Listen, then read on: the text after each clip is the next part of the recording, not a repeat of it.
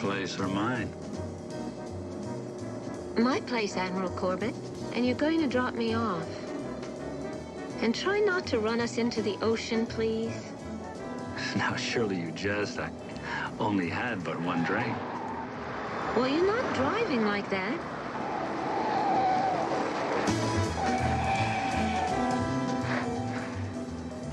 Good night, Don. Kid?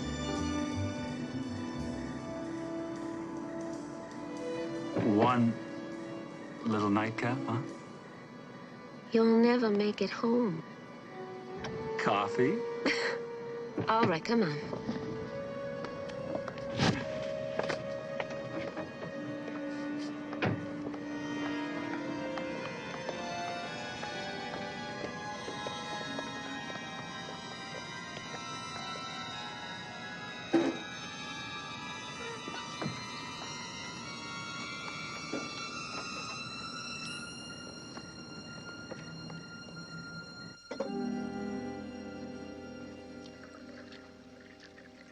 Don? You're overdoing the lecherous act. Enough is enough. But I haven't had anything. We'll work on it some other time. Drink your coffee and go home. We both have to be in the office at 0700. I'm talking Tarzan and Jane, and you're talking shop. Down, boy. Drink the nice coffee. You know what it is? You are still hung up on Harley, right? If I were still hung up on Harley, we wouldn't have split up. Simple as that. Well, then, if it is as simple as that, then why don't I just spend the night? Because you haven't been invited. And that's not going to do you any good. Will you admit it? You are crazy about me. Now, will you come on and dance? Put this down. Come on. Oh, Don, will you please? Forget about the Navy. You want me, don't you? Oh, you're going home in exactly 3 minutes.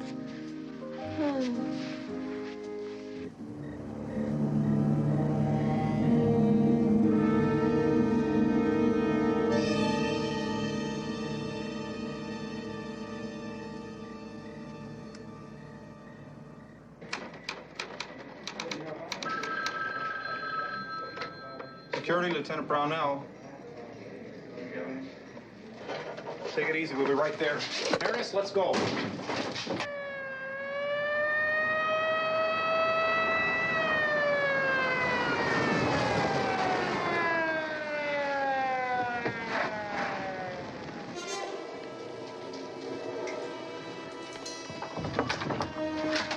I had to shoot him. I didn't have a choice.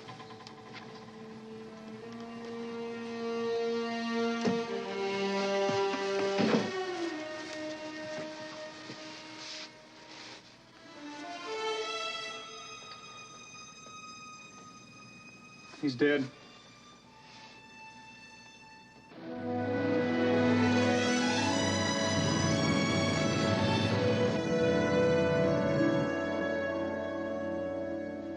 Mac, you look beautiful. Not bad for an old sea dog. Yes, especially for one who's never been to sea. A little tight in the seat there, Commissioner. Commander, Mildred. He's been on active duty since this morning. Oh, yeah, well, if the United States can take it for 2 weeks, I suppose I can. I'll get it. That woman has no patriotism. None at all. None. Besides, it's not that tight in the seat. Hi. John Paul Jones will be ready any minute. You want some coffee? Thanks, Mildred, but I don't think we have time. Ta-da! What do you think, Charlie? You look terrific, sir. Thank you. Hope you're not just saying that, Sergeant. Well, Sally, this is it. I'm gonna miss you. Yeah, it's a rough war. You won't see him till tonight. It's the idea of it, Mildred. It's a whole strange new world. I know, 30 minutes away. He does it 2 weeks out of every year. This is active duty, a naval base. All right. He sits in an office behind a desk, as opposed to the other 50 weeks of the year where he sits in an office behind the desk. There's no glamour in your soul, Mildred. Not an ounce. We of the Broom Brigade, Commander, Commissioner, take a different view of things. Let's go, Charlie. Have fun. Goodbye. Don't take any wooden anchors, Admiral.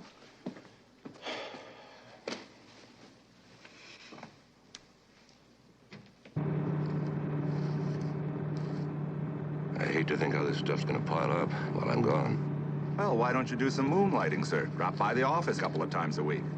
I can't be a police commissioner and a naval officer at the same time. It's against the law.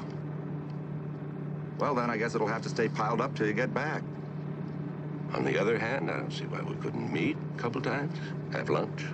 No law against old friends having a friendly chat. Very good, sir.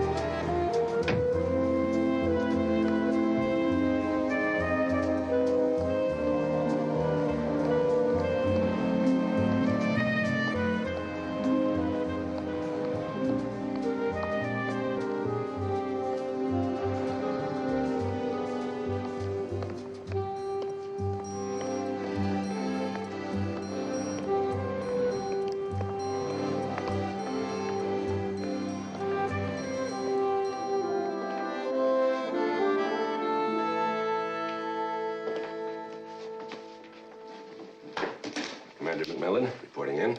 Oh, yes, sir. Captain Stiles is out right now, but he's expecting you. If you'll just go down the corridor, second door to the left, Commander Campbell will take care of you. Thank you.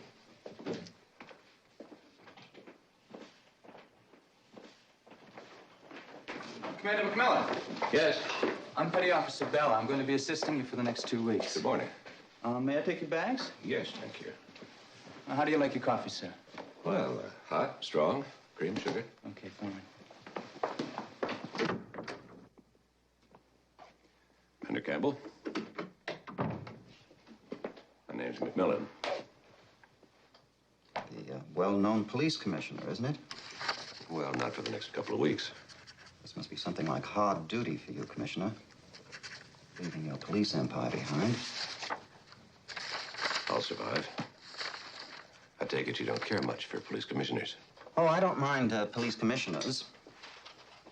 It's JAG reserve officers I haven't much time for. Commander Campbell. Don't be ridiculous, Tybal. You're dealing with a 37-day UA. Now get your 6016R and throw him in front of a summary court-martial. You do remember some of our Navy terminology, Commander. UA? Unauthorized absence. Commander McMillan, Captain Stiles is back in his office. He'd like to see you if you're not busy. Thank you.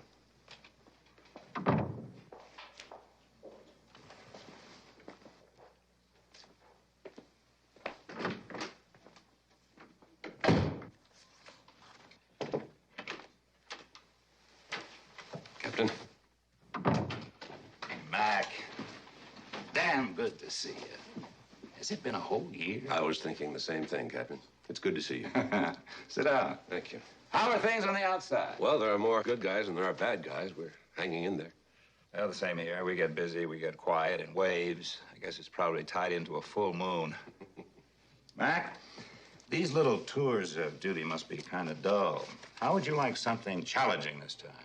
Well, I'd love it. I don't get much legal practice these days. That's the spirit. I want you to handle defense counsel, second-degree murder. You're not serious. The defendant's name is Catherine Boone. She's a lieutenant. You are serious. According to the lady, a lieutenant named Donald Corbett tried to rape her. Lieutenant Boone took exception to his attitude, pulled a gun and shot him. I need you. Well, sir, I don't mean to question your judgment, but I haven't been in front of a jury for 12 years. Mac, I haven't got anybody else. There's not one JAG officer available? Got a half a dozen bright young fellas. Several of them knew the deceased. A couple of them are too green to handle a murder. What choice do I have there, Mac? Sir, the question is, would I be any better? Now, you've been out of action for some time, but you've got something substantial to fall back on. I know. My housekeeper mentioned it just this morning. I'm not pretending you're the best man for the job. Just so happens you're the best man I've got. Captain, excuse me. I've turned over that Article 32 on Vincent to Moore. He's going to need some help. Oh, I'll talk to him after lunch. Have you two met? We certainly have. Captain, you mentioned a shortage of experienced officers. It seems to me that Commander Campbell will be more than qualified. Oh, he is more than qualified, but he's playing the other side of the fence. Trial counsel. Campbell's the government. You're the defense. Commander? You have your work cut out for you, Mac. He's one of our best. Oh, incidentally, I told Lieutenant Boone you'd be stopping by this afternoon. You'd better go over this in the meantime. Thank you, sir.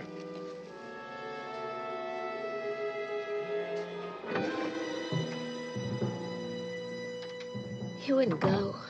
He became mean and vicious. I couldn't believe it was the same person. He said I'd been teasing him all night and he wasn't going to stand for it any longer. Said he was going to take what he wanted. He started hitting me and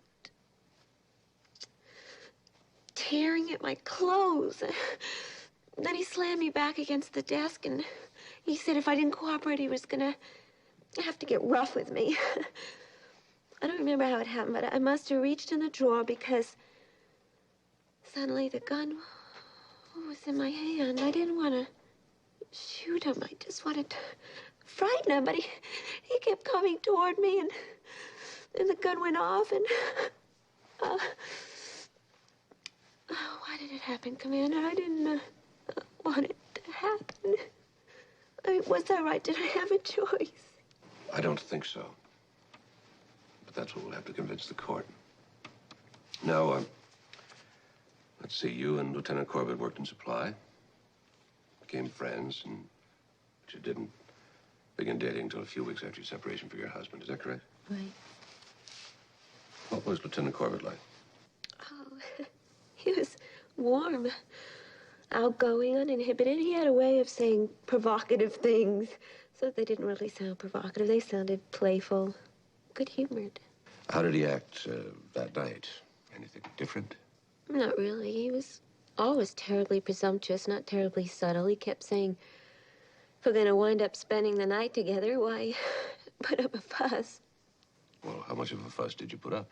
I mean, was he usually physically aggressive? In a way, he was. He kept touching me, and I kept pushing his hand away, but he didn't take Don very seriously. Well, yes, Lieutenant, but at the risk of sounding callous, we can't build a case on Lieutenant Corbett's good nature. Now, let me tell you again, I have been out of practice for quite a few years, and you do have the right to hire a civilian attorney. You also have the right for additional counsel from the Navy or any other branch of the service. Captain Stiles explained that to me, and I told him I wanted to have the chance to talk to you before I made up my mind. I have, if you'll take me. Well, looks like we're stuck with each other. Lieutenant, if you will excuse me, I have about a dozen years to catch up on. Please make it, Kid. And thank you, sir. Goodbye, kid.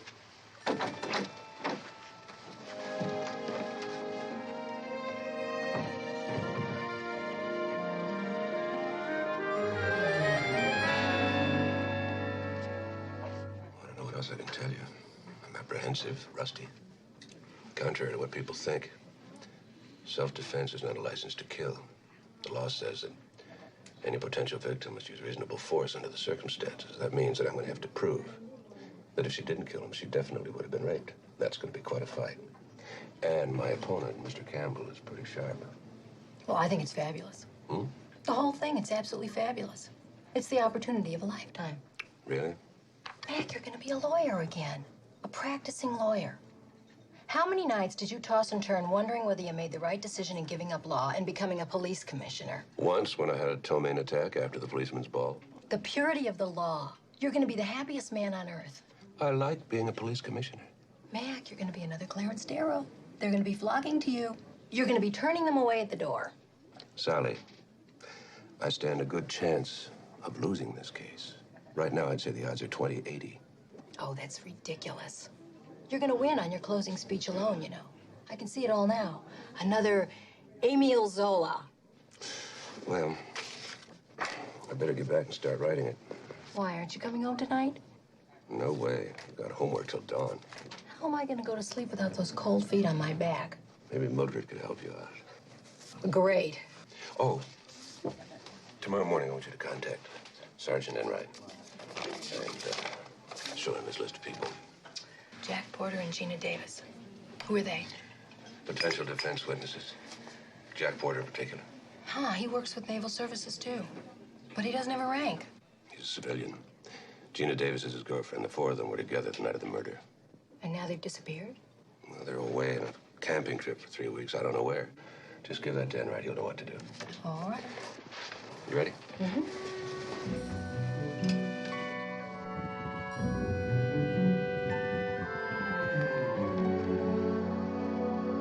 Bell.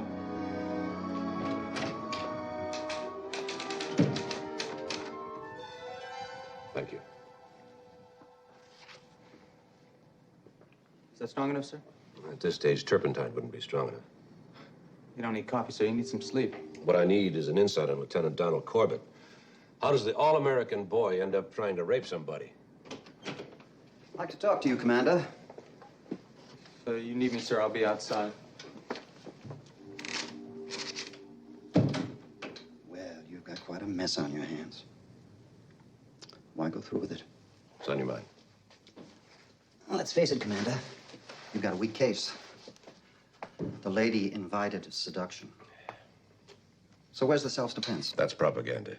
You talking about a plea bargain? No. The defense looks for the deal. All I try to do is sell it to the convening authority. But if you wanted your murder charge knocked down to manslaughter, I might be willing to cooperate. All you have to do is plead guilty. That's all.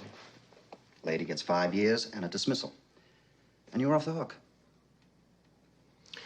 The lady gets 5 years in prison and gets booted out of the Navy. I get to keep my pride, and you get your case on a nice silver platter. You're generous to a fault. I'm dealing from strength. You're dealing from an excess of self-esteem, Commander. I'll talk to the lady. It's her decision. But if she takes my advice, the answer's no. Suit yourself, Commander.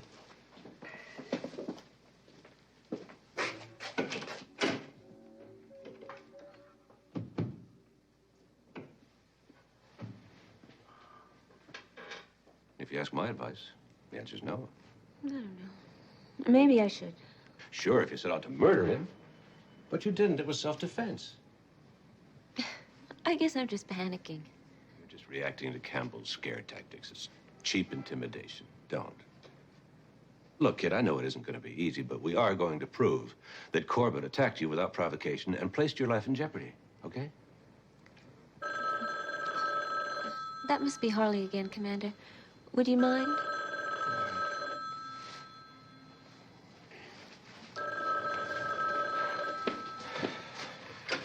Hello? Oh, yes, Commander. This is Stuart McMillan, Kid's defense counsel. Well, I'm afraid she's busy right now. Yes, of course, I'll tell her. Goodbye. I wish you'd talk to him, kid. I mean, separation or not, he's your husband. And he's concerned. I can't talk to him or see him right now. I feel so clumsy about everything. I'll be at my office if you need me. Commander? Yes? Yes? Thanks for everything. Bye, kid.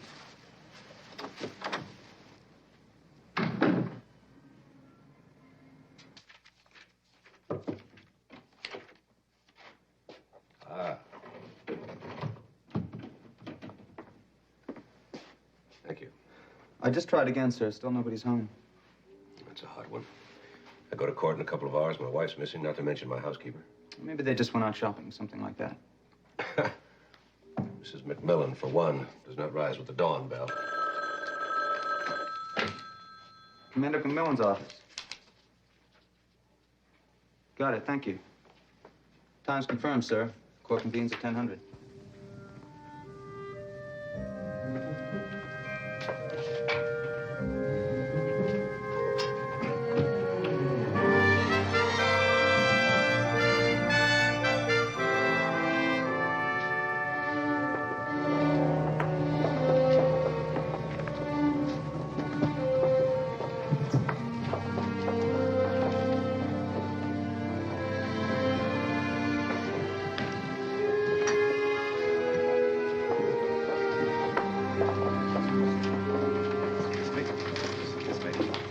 Excuse me, Commissioner. Hi. Took the day off. I wouldn't miss this for the world, sir. Charlie, what did you find out about Jack Porter? Who? Porter? Jack Porter. Don't you remember you were supposed to help locate Jack Porter and his girlfriend, Gina Davis, for this trial? Sir, this is the first I've even heard about it. Sally didn't contact you at all? No, sir. Oh, no. That's what happened to them. Sally and Mildred.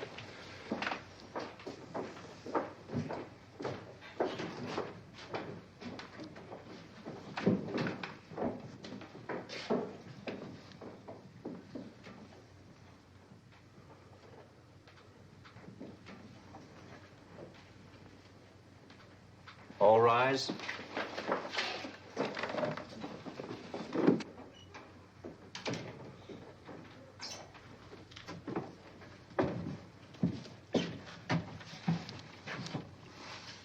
The court will now come to order. This court will now come to order. All right, Catalona, what's this all about? Well, the accused ran a stop sign, north end of Tompkins Bridge, Your Honor. Mrs. Sally McMillan. How do you plead? Not guilty, Your Honor. Give him the $2, sweetie. Who's she? She is the eyewitness to the supposed perpetration, Your Honor. What? She was in the car, Your Honor. Oh. If I may be permitted my opening statement at this time, Your Honor. A simple citizen is not on trial here, but rather the entire judicial system. Mrs. McMillan, will you give him the $2? The prosecution rests its entire case on the stop sign at the north end of Tompkins Bridge. Now, is that substantially correct? Substantially. Well, then by what tangled logic does this misguided public servant put me under arrest? There is no stop sign at the north end of Tompkins Bridge. She's crazy, Your Honor. Pay the fine. I object, Your Honor. That is libel. If it was anything, it'd be slander, Mrs. McMillan, which it isn't, because that's not what we're here for. You sure about that sign, Sheriff? I nailed them myself last winter, Your Honor. Well, then you did a poor job. It's not there now. Regis, you still got that awful thing with the sawed-off muffler outside? Yes, sir. This court hereby appoints you a special committee to check on the sign. Yes, sir. You both from San Francisco? Yes, sir. You're a little off the beaten path. Yes, sir.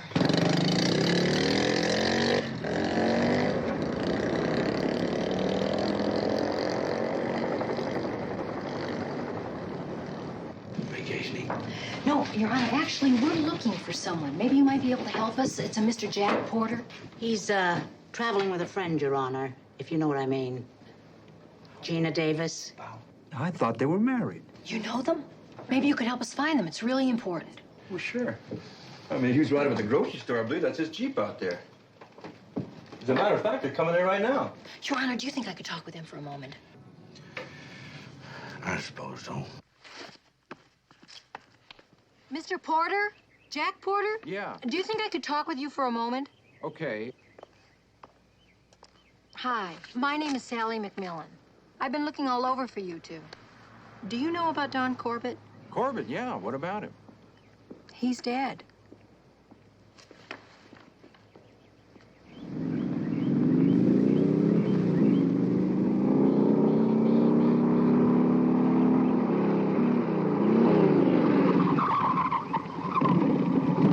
Listen, I better get back inside.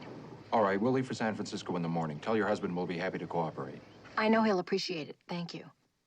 And thank you, Your Honor. All right, special committee, what did you find out?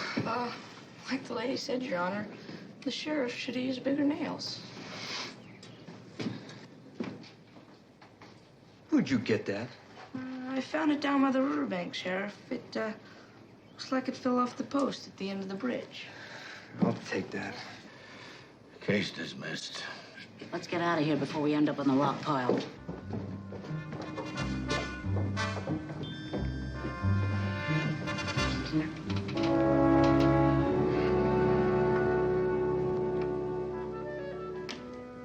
Is this the gun, Lieutenant? It is, sir. It was lying on the floor near the body of the deceased. Let the record note that the witness has identified government exhibit number 1. Lieutenant Brownell, let's get back to the call you received. Could you describe the accused's tone of voice over the telephone? It was kind of a monotone, sir. Not excited or irrational? No, sir. Would it be fair to describe the accused's voice as calm? Yes, sir, it would. No further questions. Your witness, Commander.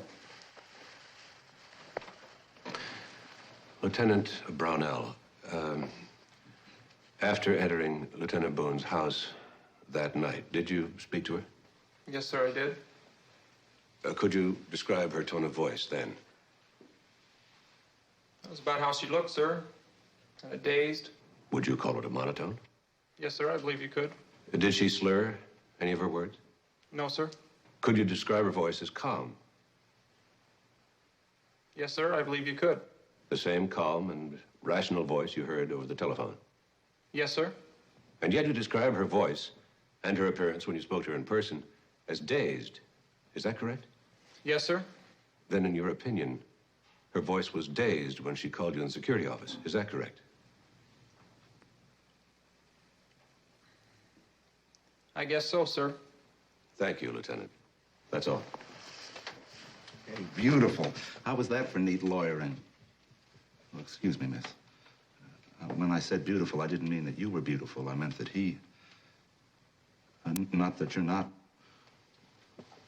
Excuse me. Mr. Seelig, you are the manager of the Officers Club at this station?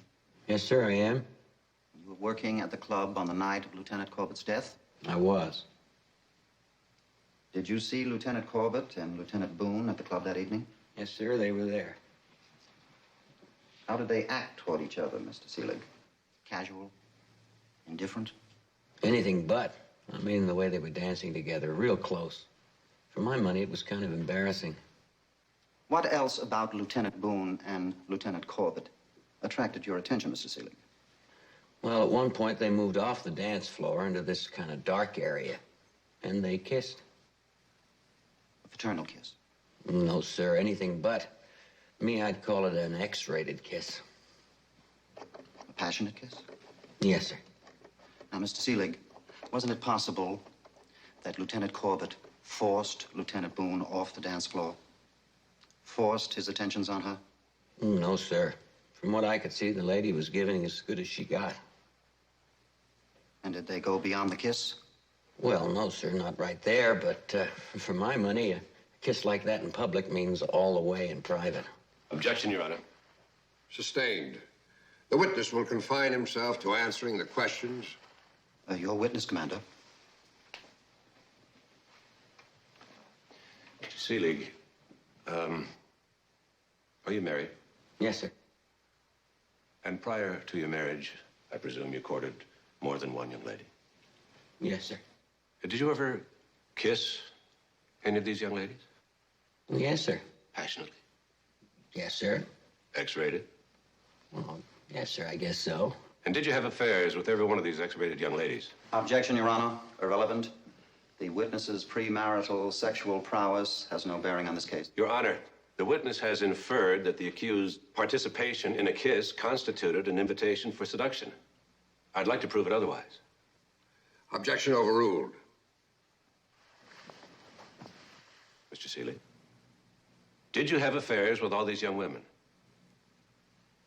No, sir. Well, isn't it possible, then, that the accused, along with some of your young lady friends, was willing to enter into an X-rated kiss without inviting her partner to go all the way? I guess so. Could you speak a little louder, sir? I guess so. Thank you.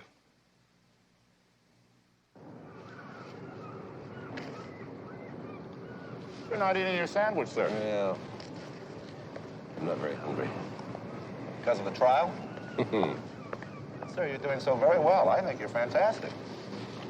It's too early in the first quarter. No score, just a lot of razzle-dazzle on both sides. But they've got Naaman. Commander! Commander! Commander, What is my wife is on the phone. Where is she? She's out of town somewhere, sir. I heard the coins dropping in the machine.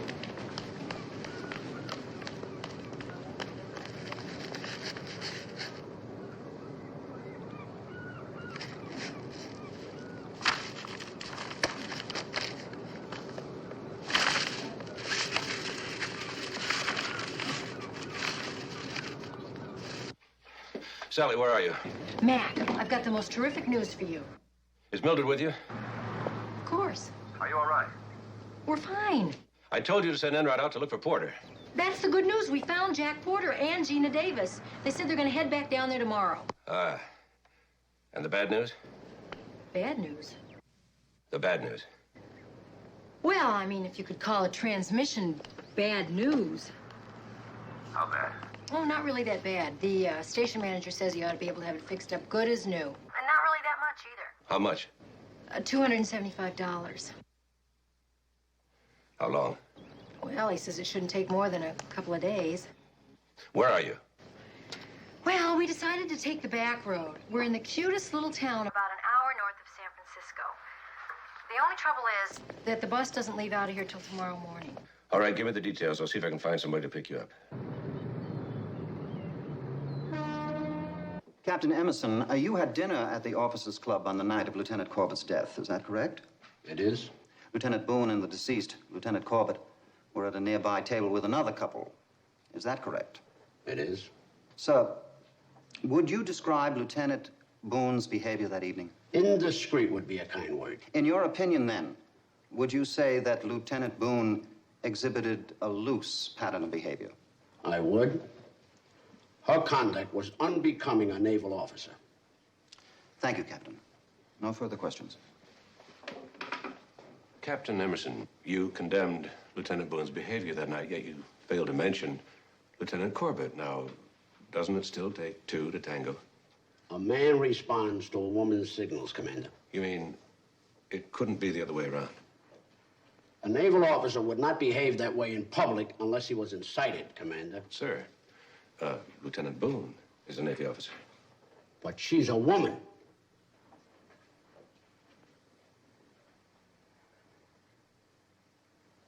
Oh, I see what you mean.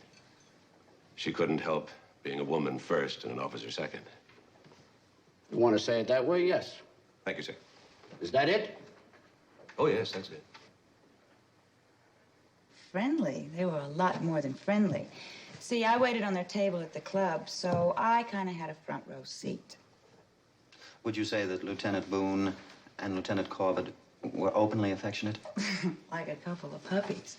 Corbett's hands were roaming, and the lady wasn't putting up that much of a fight. During the course of the evening, while you were serving drinks, Miss Farrell, did you overhear any of their conversation?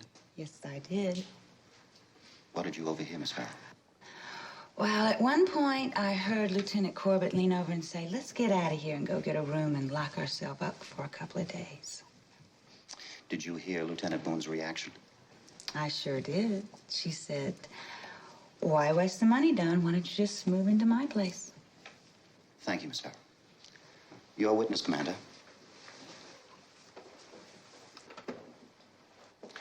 Miss Farrell, have you ever been propositioned?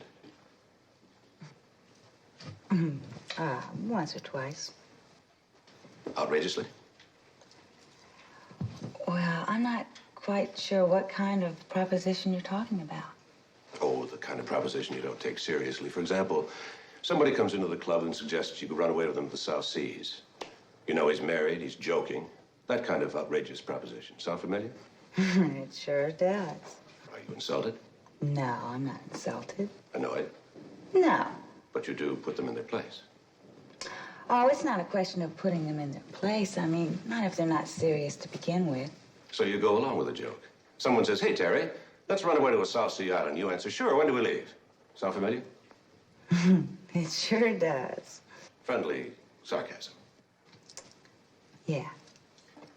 Miss Farrell, when Lieutenant Corbett suggested taking a room for a few days, Lieutenant Boone answered by saying, why waste the money? Why don't we move into my place? Wasn't she, in fact, responding with friendly sarcasm to an outrageous proposition? Oh. Well, that was different. She... Thank you, Miss Farrell. No more questions.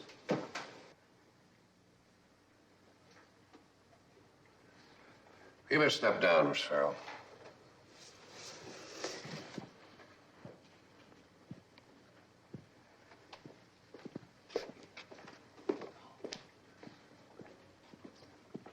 The hour is late. We'll recess until tomorrow. All rise.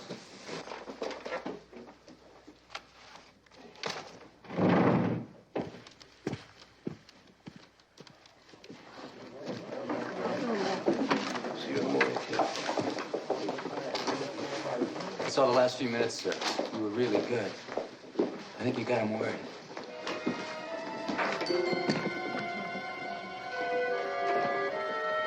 Yeah. About as worried as a barracuda. One of these sessions he's gonna move in and tear me to pieces. Lieutenant Reese, you double dated with Lieutenant Corbett on 3 separate occasions, is that right? That's right. Did you ever personally observe Lieutenant Corbett make advances to the young ladies that he dated? Well, yes. And did you detect anything dangerous in these advances? The actions of a sexual psychopath? Objection, Your Honor. The witness is hardly qualified to discuss the psychological aspects of Lieutenant Corbett. Sustained. How did the women react to Lieutenant Corbett? They liked him. Oh? They didn't fear for their physical well-being? No. Thank you, Lieutenant. Lieutenant Reese, earlier you mentioned that you double dated with Lieutenant Corbett on 3 separate occasions. Is that right? Yes, sir. And was Lieutenant Corbett accompanied by the same young lady each time? No, sir. He dated the same girl on 2 of those occasions. 2 different young ladies in all? Yes, sir. Did he know these young ladies well? Pretty well, sir. Well enough to be having affairs with them? Objection, Your Honor. Irrelevant. Your Honor, trial counsel himself has anticipated the defense. It is he who placed the sexual mores of the accused at issue in this trial. Would he now deny me the right to cross-examine on an issue of his making? Overruled. The witness may answer the question. Lieutenant Reese? Yes, sir. I believe he was having affairs with them. He told you as much? Yes, sir. Lieutenant Reese, earlier you indicated the 2 young ladies who dated Lieutenant Corbett were comfortable with him, that they in no way feared for their well-being. Is that right? Yes, sir. Well, Lieutenant Reese, why in the world would they be frightened of Lieutenant Corbett's sexual advances, when in fact they already had been intimate with him? I don't know, sir. Thank you, Lieutenant Reese. No more questions? May it please the court, the government now calls Joanne Nelson to the stand. Objection, Your Honor. The defense has not received notification of this government witness. Commander Campbell? The government has only recently secured this witness, Your Honor. Notification of intention was forwarded to defense counsel yesterday afternoon. I can only surmise that it's been delayed in channels. Either that or the trial counsel hoped the witness would be admitted without challenge. Is the defense counsel calling me a liar? That's enough, gentlemen. You will direct your remarks to the court and not to each other. In view of the circumstances, this court is adjourned until such time as the defense counsel can properly examine the witness. All rise. Well, he sure pulled a fast one, didn't he? Just as annoyed at myself. I couldn't locate Joanne Nelson. Campbell did. We could talk to her. like Don. I liked him very much. We didn't get to know each other too well, just a few months, but I had the feeling that we had a relationship and that it might develop into something even stronger. But now he's dead. I still can't believe it. Miss Nelson, has Commander Campbell instructed you at all? He instructed me. I'm not sure what you mean. Well, I mean, has he discussed particular questions and possible responses from you as a witness? Except for a few moments this morning. The only contact I've had with Commander Campbell has been by telephone, when he located me back east and asked me to return for the trial.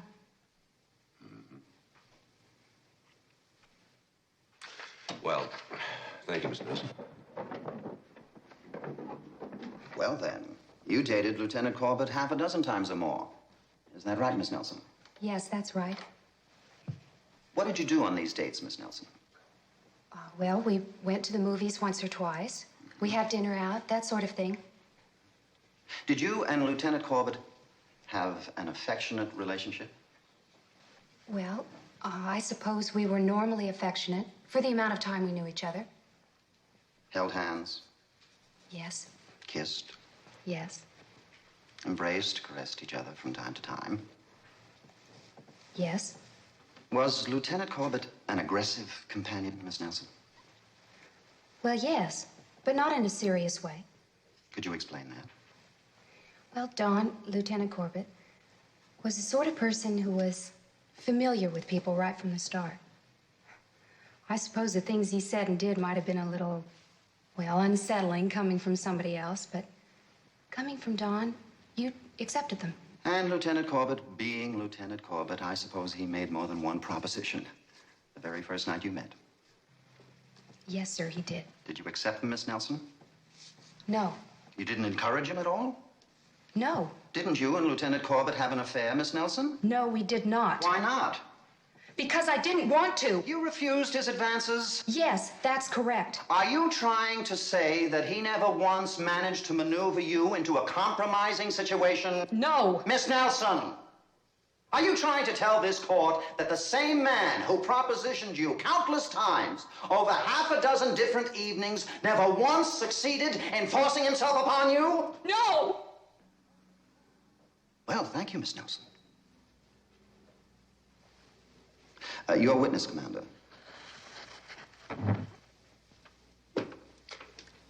No questions. We didn't do too well on that one, did we? Well, he can't even cross-examine her without making it worse. Your Honor, the government rests. Very well. I think that does it for today. Court stands in recess until 0800 tomorrow morning.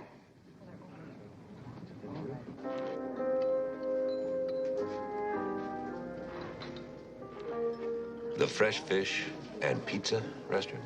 Mildred thinks it's good. Speaking of Mildred, she and Sergeant Enright ought to be here pretty soon. Oh, thank you. Thanks. I need this.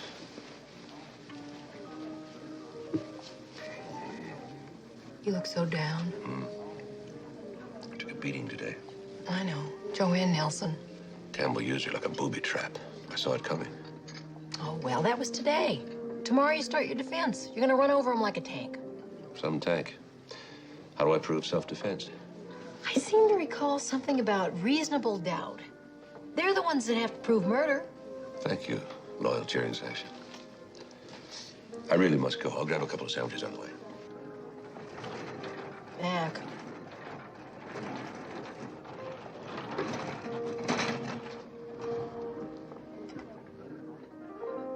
You rat! All this going on and you remembered our anniversary. Why, he wouldn't forget no matter how busy he was, would you, Commissioner?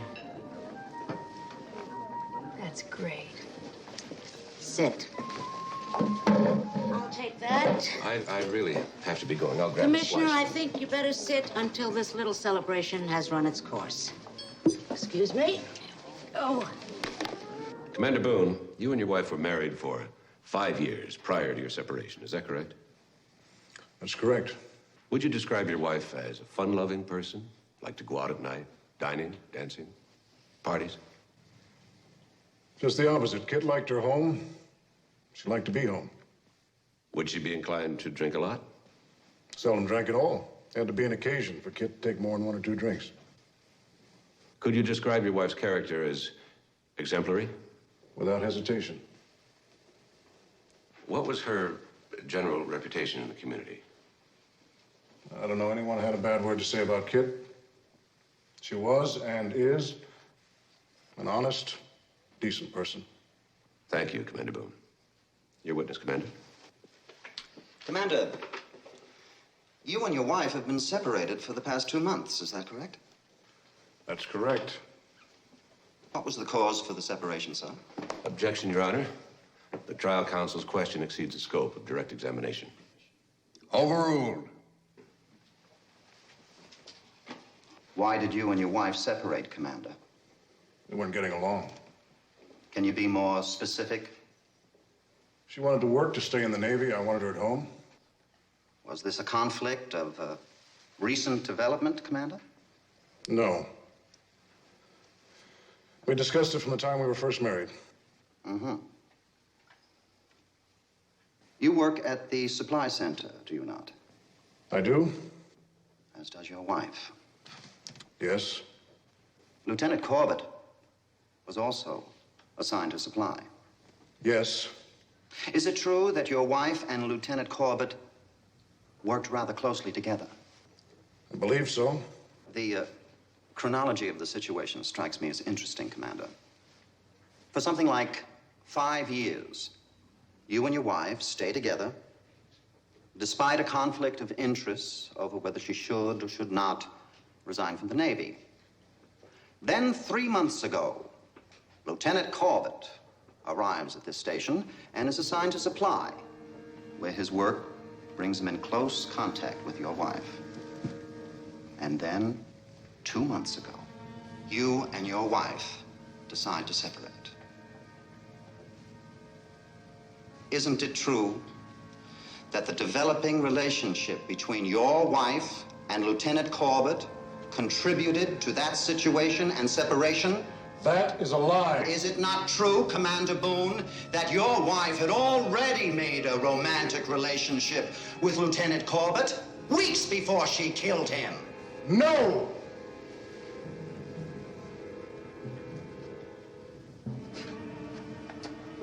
No further questions.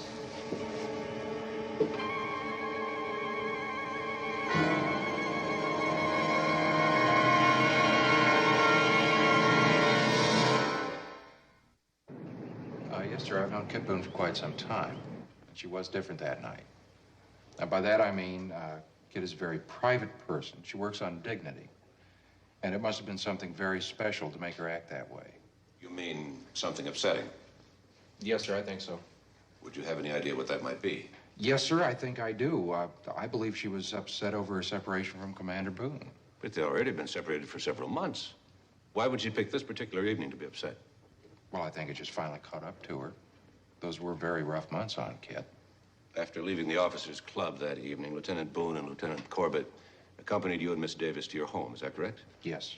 What was her behavior at your home? Was she equally outgoing? No, by the time we got to my place, she was fairly quiet. Was she intoxicated? No, sir. What was her attitude toward Lieutenant Corbett by then? She was cool, on top of the situation. She was back to being Kit. And how long did they stay at your home, Mr. Porter? Well, let's see. They went for a dip while I packed. All in all, they were at my place about an hour. Thank you, Mr. Porter. No more questions. Your witness, Commander. Mr. Porter, you and Miss Davis aren't married. No. Nonetheless, Miss Davis shares your residence with you, does she not? Yes. How long have you been living in this state, Mr. Porter? Objection, Your Honor. Irrelevant. Sustained. Mr. Porter, wouldn't you say the nights get pretty chilly this time of year? Yes, I would say that. And yet your guests took a late night dip in your pool. Did they bring their ice skates? I keep my pool heated. Uh-huh. Then they brought along their swimsuits. I don't think so. Oh? Oh, well, then you and Miss Davis provided them with swimsuits. Isn't that right? I don't believe so. Mr. Porter, you did see Lieutenant Boone and Lieutenant Corbett in your pool, did you not? Yes. And they were properly attired, were they not? I don't remember. You don't remember? No. You don't remember if their clothes were soaking wet when they left your house, Mr. Porter? No. In actual fact, they were swimming in the nude, weren't they, Mr. Porter? I don't know. In actual fact, the accused thought no more of swimming in the nude with Lieutenant Corbett than she did of spending the night with him in her own home. Objection. Overruled.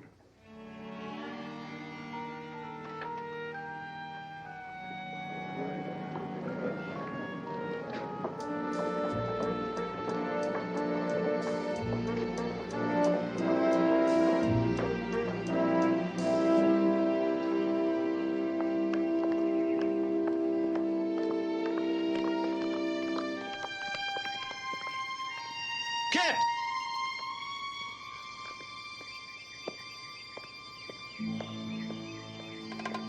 Kid. Excuse us. What happened back at that pool? Were you in the nude? Yes. But nothing happened. We took off our clothes and jumped in the pool. It doesn't mean we made love that night. I believe you. It's just that the way it came out back there doesn't do us much good. It's gonna be all right. I saw Hardy back there. Why won't you talk to him?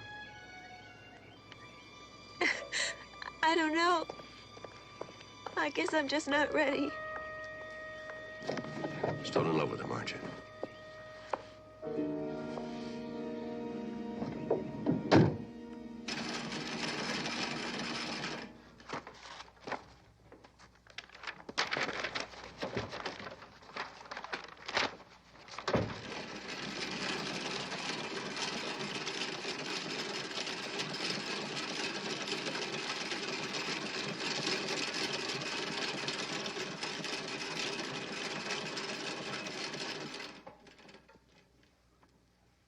Am I in your way?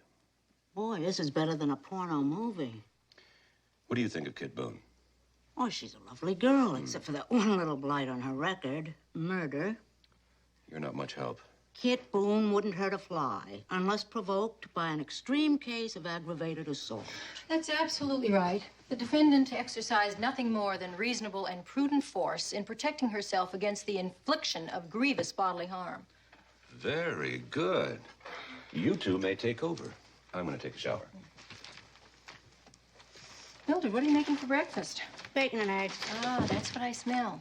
The bacon. The bacon is burning.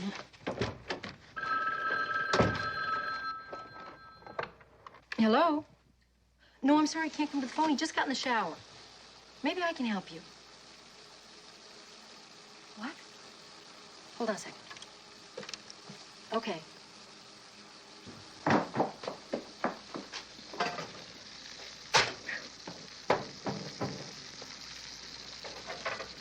$1.89 a pound. You should be ashamed of yourself. You sure about that? Okay, well, I sure appreciate all the help you've given me. Yeah, okay, if we're ever out that way, right. Okay, bye-bye. Who was that? That was the caretaker at the Pleasant View Cemetery in Grinnell, Iowa. He called you? No, I called him. Before that, I called the record section at the base, and before that, Joanne Nelson called you, but you were in the shower and couldn't talk, so I just took it upon myself to do a little investigating. A little investigating of what? Well, it's really kind of strange. Joanne Nelson wanted to send some flowers to Lieutenant Corbett's grave. So she called the record section at the base and she asked where he was buried. And they told her he was buried in his hometown, Grinnell, Iowa. So when she went to send the flowers, they told her no such person was buried there. That's why she called you. She thought maybe you would know where he was buried. Which I don't. Well, that's what I figured. So I took it upon myself to call the record section at the base and do a little double checking. Using my name as your authority, of course. Oh, naturally. You know what they told me? The same Pleasant View Cemetery in the same Grinnell, Iowa. The caretaker of said establishment you then took upon yourself to call. Long distance. Mac, Joanne Nelson was right. Lieutenant Corbett is not buried there. You know what the caretaker said? He said he's never heard of a Corbett family living in Grinnell, Iowa. Now, he ought to know, don't you think? Probably just a clerical error. I think it's kind of strange, if you ask me. Yeah.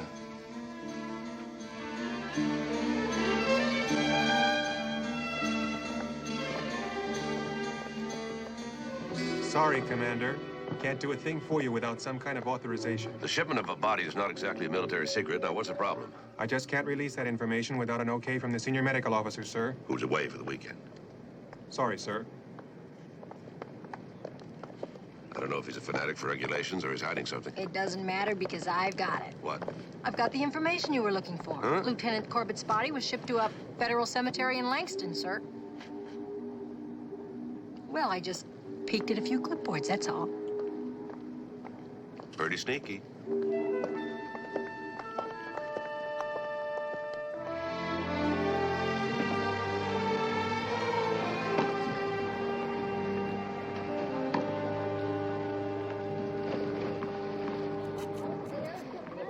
Hey, Mac. Sally. What's up, Mac?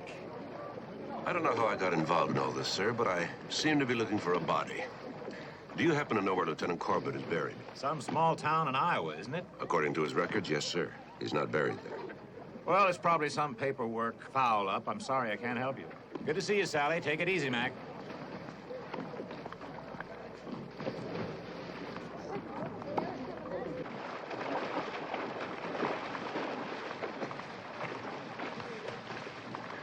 Fine officer. Lousy liar. He didn't even ask you why you were looking for Lieutenant Corbett's grave. He's covering up something. So is everybody else. Corbett was stationed in San Diego before he was stationed here. Let's go down to San Diego. Okay.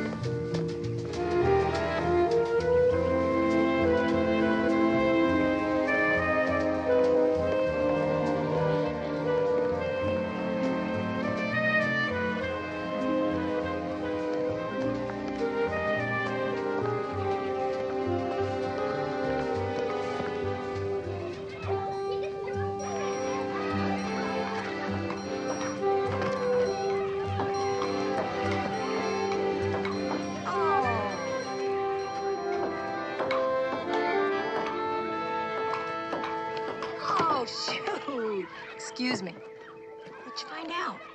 I checked with the base supply officer, Captain Faraday. Corbett worked for Faraday. Ooh, that's progress. Not really. Faraday never met Corbett. I don't understand. Corbett was listed on supplies personnel roster, but on detached duty status. Detached to where? I checked with records, I checked with personnel. They don't know a thing. What does that mean? It could mean that Corbett was never stationed on this base. Well, all of this makes absolutely no sense at all. I have one more stop to make. Are you okay here? Sure. What's the score? 14-3. Oh. Him. Oh. Ready?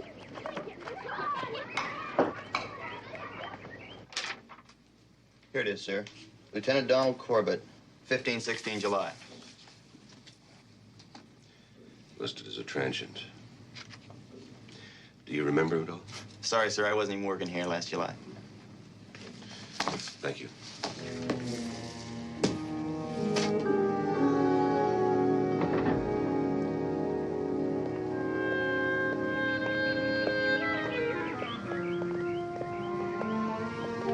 Sir?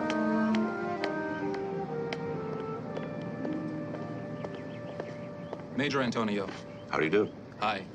I knew Corbett back in Hawaii, and the last I heard, he was in San Francisco. Well, you might check up there. Don Corbett is dead. How did it happen? A shooting accident. How well did you know him? Pretty well. We roomed together. Who was he working for back in Hawaii? Major, it's important. I'm investigating his murder. Well, I don't suppose it matters much now. Corbett was with NIS, Naval Investigative Service.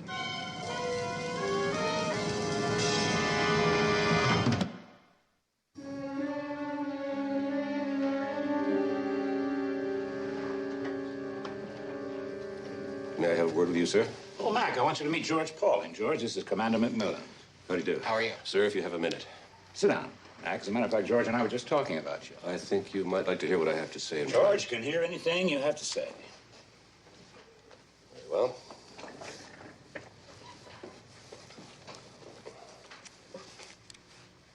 I'd like to know why I've been kept in the dark about Lieutenant Corbett. Why didn't you tell me it was with the NIS? I know that you went down to San Diego, Commander. I didn't know you'd got that far. George is the head of the NIS here on the base, Mac. I don't know whether I'm a rabbit or a dog, but I want an explanation. Corbett was with the NIS, of course. We brought him down here to investigate a series of burglaries at the base over the past year. We put him in supply because someone there in supply was feeding the thieves with precise information. Bills of lading, warehousing locations, arrival dates, methods of shipment. How did my client come into this? Is she a suspect? One of several. Is that why Corbett was dating her? Then you think she was working with the thieves. Found out Corbett was with the NIS and murdered him.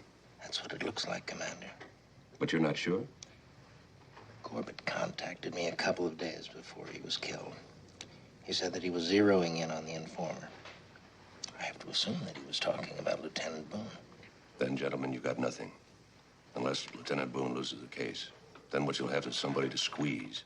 Dangle a prison sentence over her head until she tells all the people involved. You're in the business, Commissioner. What would you do? I'm not in that business. And right now, I'm the defense counsel. Is that why you put me up against somebody like Campbell, to make sure she'd lose?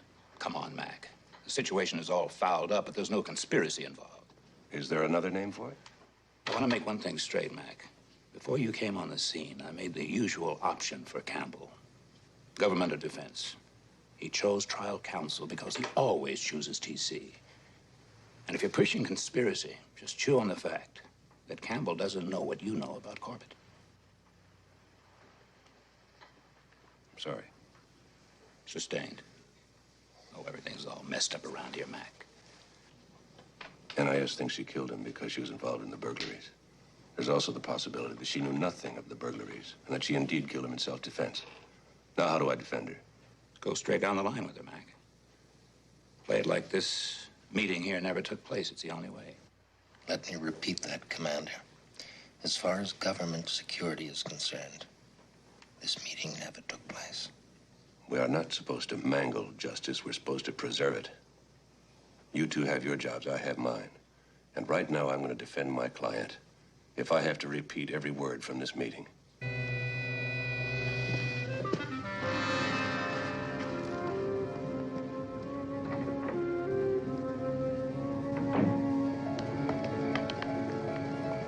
Commander McMillan? Yes? Sir, my name is Louis Nunez. I'm the bartender here. Yes? Sir, I've been to trial several times. And each time I thought I should talk to you. Go on. Well, I was here that night, sir. And I saw something at the trial that no one mentioned. Saw something? The night of the murder? Yes, sir. I saw Commander Boone here in the club. He and Lieutenant Boone were having a terrible argument. He was furious, shouting at her. But she didn't say anything. She was trying not to cry. And then the commander hit his wife, sir. Very hard across the face. Lieutenant Corbett came over and tried to be a gentleman, but he was drunk. So the commander just pushed him aside and left. Luis, would it be all right if I got back to you? Yes, sir. Thank you very much.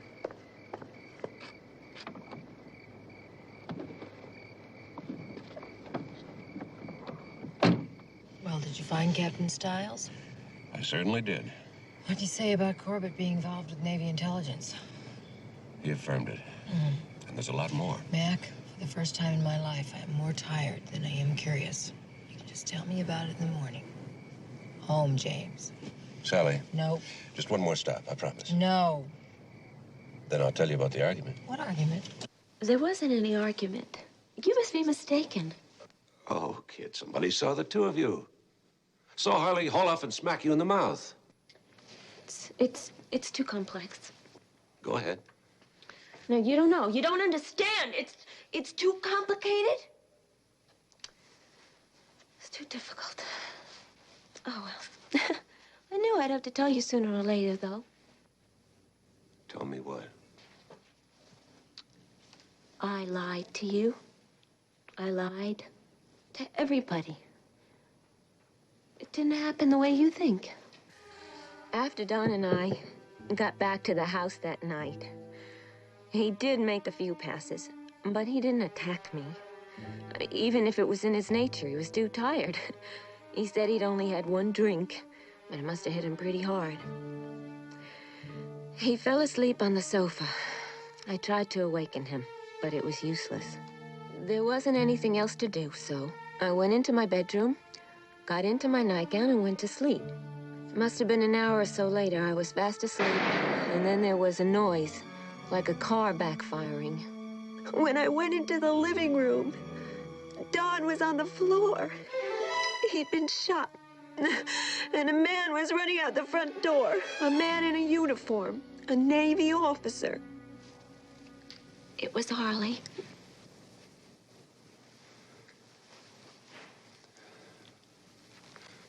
Why didn't you bring this out before? Remember you said I still loved him? Of course I do. I do. Oh, Mac, he was so desperately jealous of Don. That's why he came to the club that night. That's why he was so furious with me.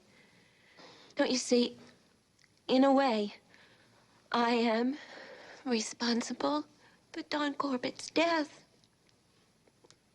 That's why I wanted to protect Harley. He killed him for me. So you decide to take the blame. You take off your nightgown, you put on your uniform, tear it up a little bit, mess up this living room, put fingerprints on the gun. Don was dead. Nothing could hurt him anymore. And I thought if I cried rape, well, at least I could protect Harley. Don't you realize you're protecting a murderer? Yes, it was tearing me apart. That's why I couldn't face him.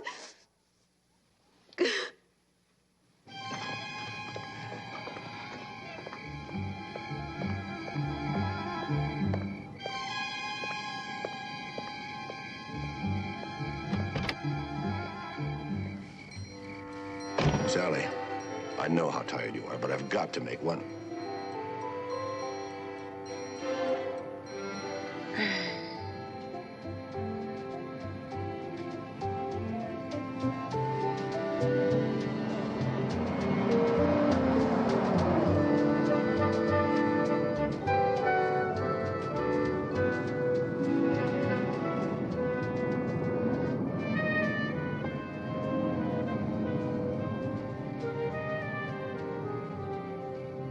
Mac, why are we stopping? Just waiting for the light to change.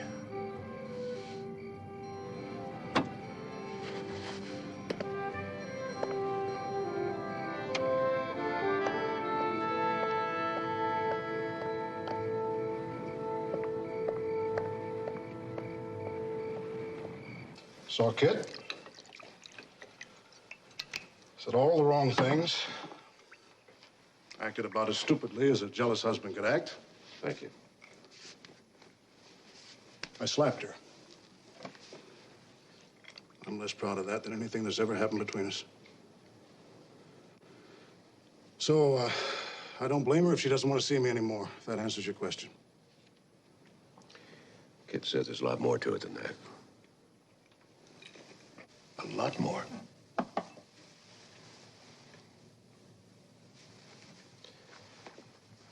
She says you killed Don Corbett. She's changed her story, Commander. No rape attempt. No self-defense. She said she caught a glimpse of a man running out the door. She says it was you.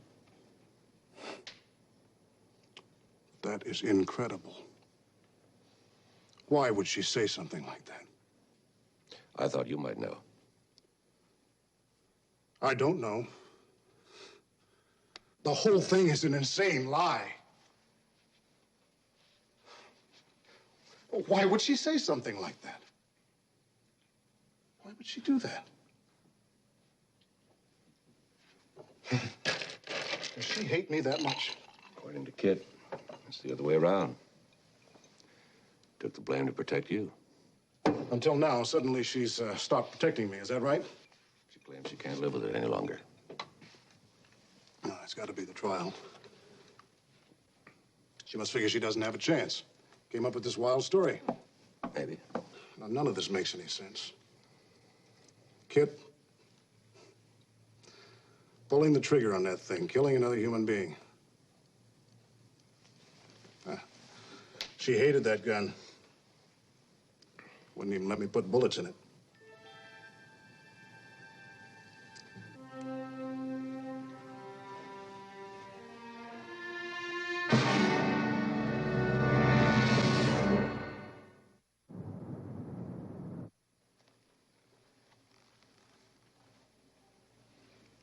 Hey.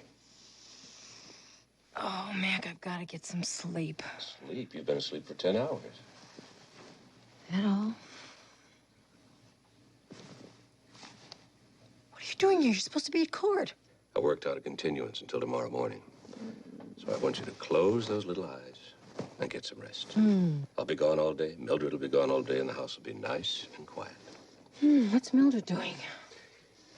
She's out with Enright. They're doing a little job for me. What kind of a job? Just checking gun shops, sporting goods stores. We're splitting San Francisco between us. Well, I gotta go. I don't want you to move all day from that bed, you hear?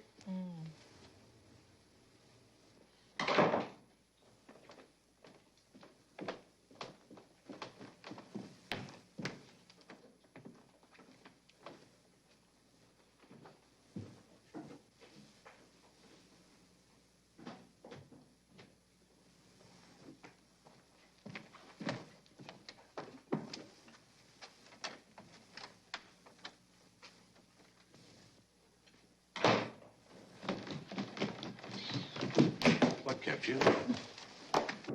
Gun shops? What are we going to be looking for in gun shops? Bullets. Bullets? We've got a whole box of them in the dresser drawer. Not anymore. I ate the last one this morning.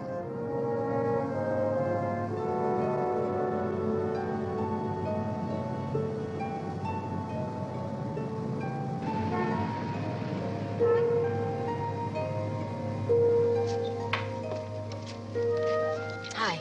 Any luck? Oh, no, sir. That's all bad. I was counting on you. Well, it's been an interesting day, but what was it all about? It's an idea I had. You see, Mildred, we're trying to find anybody who might have bought 35 caliber shells. And you couldn't find any with all the bullets they sell in this country? 35 caliber's an odd size. Not very many guns use them. Lieutenant Corbett was killed with a 35 caliber. It's a French Dardanelle. Ariel, Sally, and Belgium.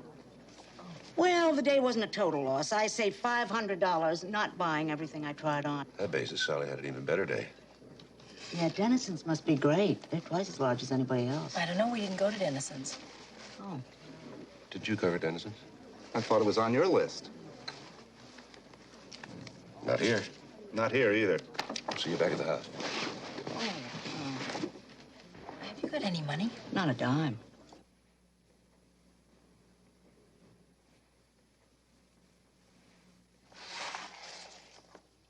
Brian Mosley. Who's Brian Mosley? I don't know, sir. Sounds familiar, though. Brian Mosley. Wait a minute. Does the name Benny Carr mean anything to you, sir? Sure. Small-time loser. He's Brian Mosley. That's one of the half-dozen aliases that Benny Carr uses. Do you think you can put your hands on him? I think so, sir. Let's go.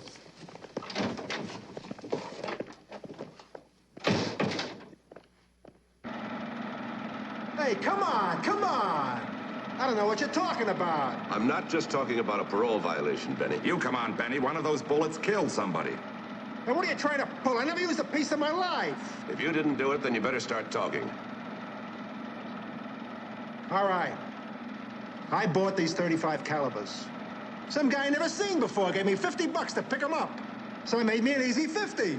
That's all I know. You must be getting old, Benny. You don't even lie good. Come on, Benny. We're waiting. Vince Wagner. But I don't know what he used them for, I swear it. Vince Wagner. Isn't he in the grand theft business? The last I heard, sir. Yeah.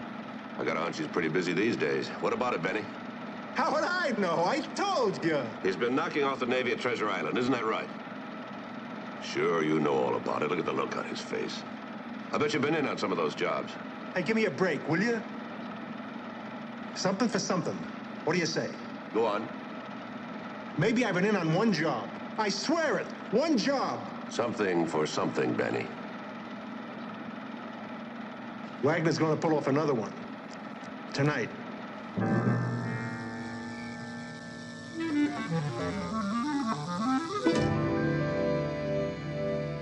Sir, he should have been here almost an hour ago. How reliable is that man you picked up? Carr is very unreliable. I just hope he was scared enough to tell the truth. It's cold enough to freeze meat in here. Mac.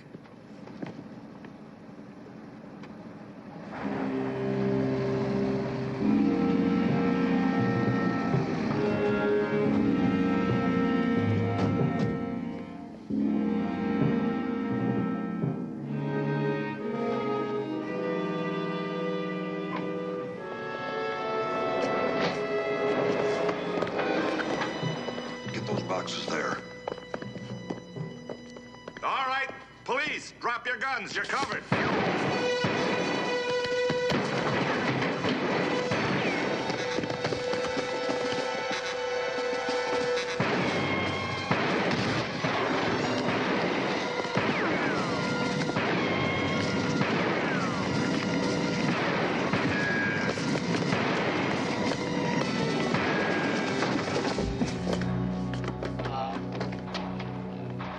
You're under arrest.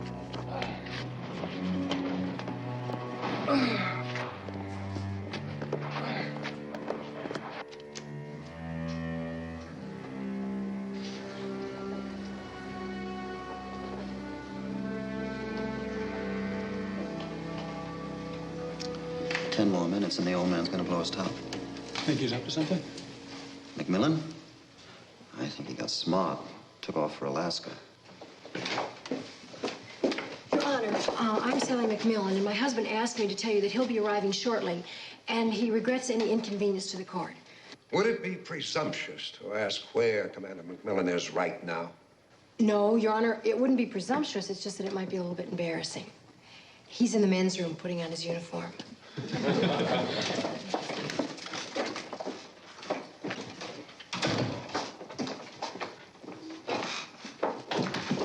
My apologies, Your Honor. I've been unavoidably detained. The next time this happens, Commander, you will be unavoidably charged with contempt. This court will come to order. All persons present when court recessed are now present, Your Honor. All right, Commander, you may proceed with your case. Thank you, Your Honor. The defense calls Lieutenant Catherine Boone to the stand.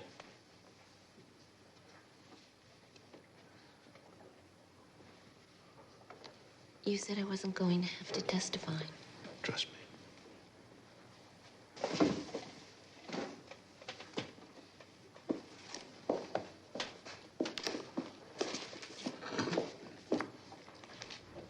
Do you swear that the evidence you shall give in the case now in hearing is the truth, the whole truth, and nothing but the truth, so help you God? I do. Please give your full name, rank, organization, and armed force. Lieutenant Catherine Boone, Naval Station, San Francisco, United States Navy. Are you the accused in this case? Yes, sir. Lieutenant Boone, is it true that you and Lieutenant Corbett were alone in your house the night he was shot? Yes, sir, that's true. And is it also true that he was quite drunk? Yes, sir. So drunk that he fell asleep on the sofa in your living room? Yes, sir. So drunk that he never threatened you, never attacked you? In fact, the need for self-defense never arose? Yes, sir, that's true. And isn't it also true that you did not shoot and you did not kill Lieutenant Corbett?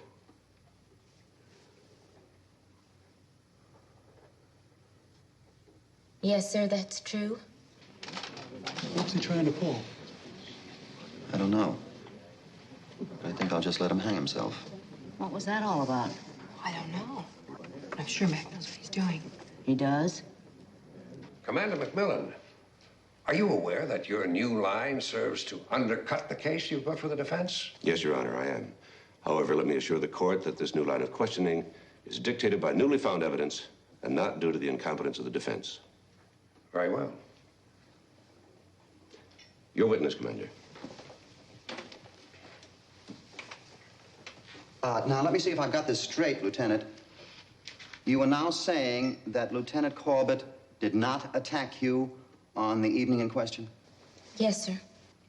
Did not attack you. Does that mean that he did not intimidate you in any way? Yes, sir. He did not. Did not threaten you? He did not. You had no fear for your physical well-being? None, sir. And you did not shoot Lieutenant Corbett?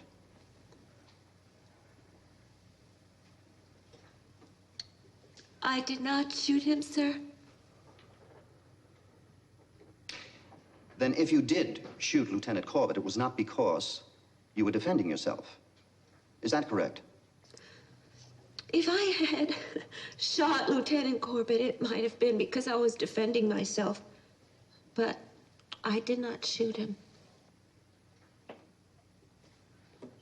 No further questions? Recall Jack Porter to the stand. Yes, I've known Commander Boone for some time. Prior to his separation from the accused? Yes, I've been acquainted with both Commander Boone and his wife for some years. Mm-hmm. Mr. Porter, would you describe Commander Boone as a man with a jealous nature? I suppose so, yes. Subject to fits of rage?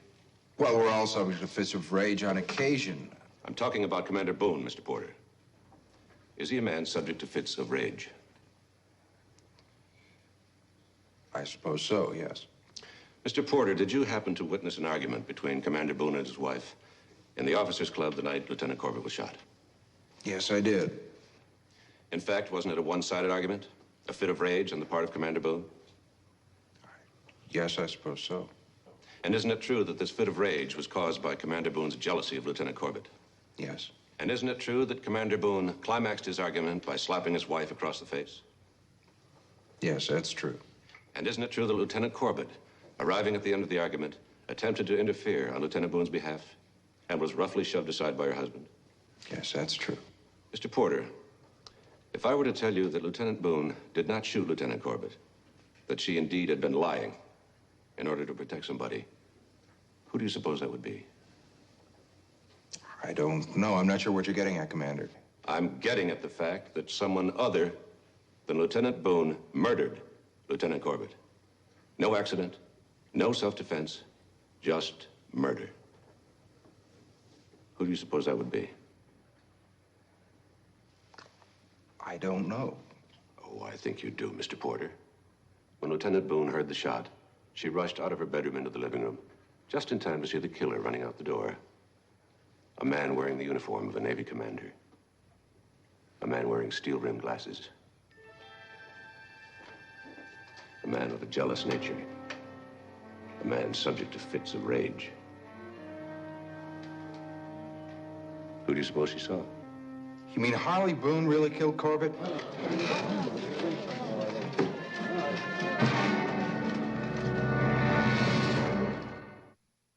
That will be quite enough. Let me admonish those attending this court as spectators. If there are any further outbursts, I will clear this room. Commander McMillan. Mr. Porter, when I asked you who you thought Lieutenant Boone was protecting, you mentioned a name. Would you repeat that name, please? I said Harley Boone. I also said that I could not believe that he killed Corbett. I can understand your incredulity, Mr. Porter. The fact is, Lieutenant Boone only thought she saw her husband because that's the way it looked to her. Actually, you killed him.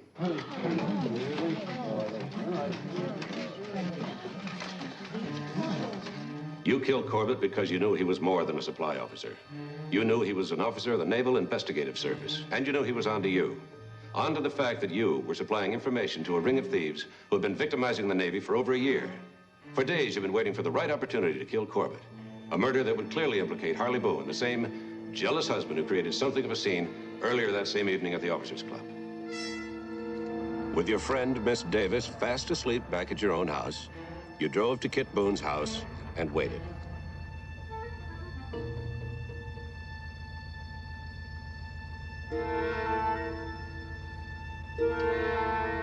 Soon enough, the lights went out. And you waited some more. You knew Kit Boone well enough to remember that she kept a spare key in the mailbox. Getting in was no problem at all. Corbett wasn't a big drinker. He told Kit himself he'd only had one drink. But since you drugged the one he did have, you weren't surprised at all to find him passed out on the sofa. You went right ahead with your plans. As a gun fancier, you examined Harley Boone's souvenir pistol more than once. You knew it was still kept in the desk in the living room. You also knew it was kept empty. But that wasn't a problem either, because you brought your own bullets. All you had to do now was kill Lieutenant Corbett in his sleep. And then wait a few seconds until Kit Boone came running out and saw you leaving. Of course, Kit Boone didn't know it was you. Dressed as you were in the uniform of a Navy commander, wearing steel-framed glasses, she thought it was her husband rushing out of the house. Later, the situation took an unexpected turn, didn't it, Mr. Porter? Lieutenant Boone decided to take the blame for Corbett's death in order to protect her husband. But that didn't matter much, did it? You were still in the clear. Somebody else was on the hook. Commander McMillan, as this is a murder trial, I've allowed you to make these accusations against Mr. Porter. However, at this time, before the witness is required to answer any questions, he must be advised of his rights.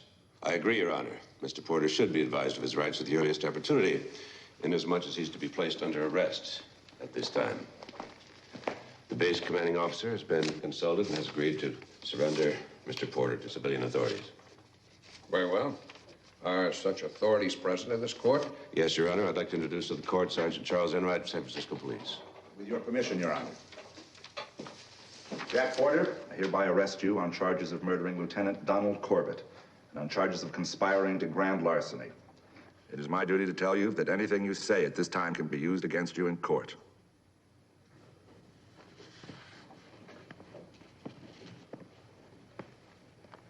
Under the circumstances, I'm going to grant a continuance until such time as new information concerning this trial has been properly evaluated. All rise.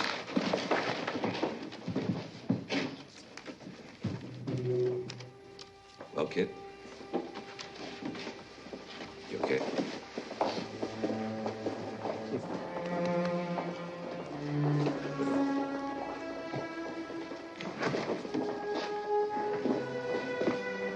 Commander Campbell, I could have stopped you, Commander. You were so irregular on this that a second-year law student could have shot you down. But you didn't. No. There seems to be some faint chance that your client is innocent. Commander, while you may be lacking enough ability, should the city of San Francisco ever find the need for an attorney, you're hired.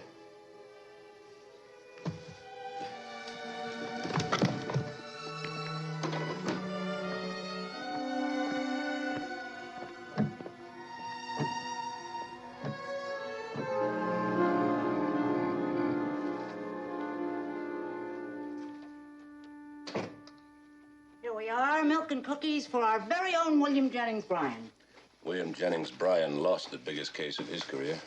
Well, maybe he can win on appeal. Oh, thank you. You know, Mac, what I've been thinking? Never. Kit and Harley Boone. Now that she's not on trial for murder, do you think they're going to get back together? Harley's already moved back into the house. Oh, that's great. There is one thing I've been meaning to ask you.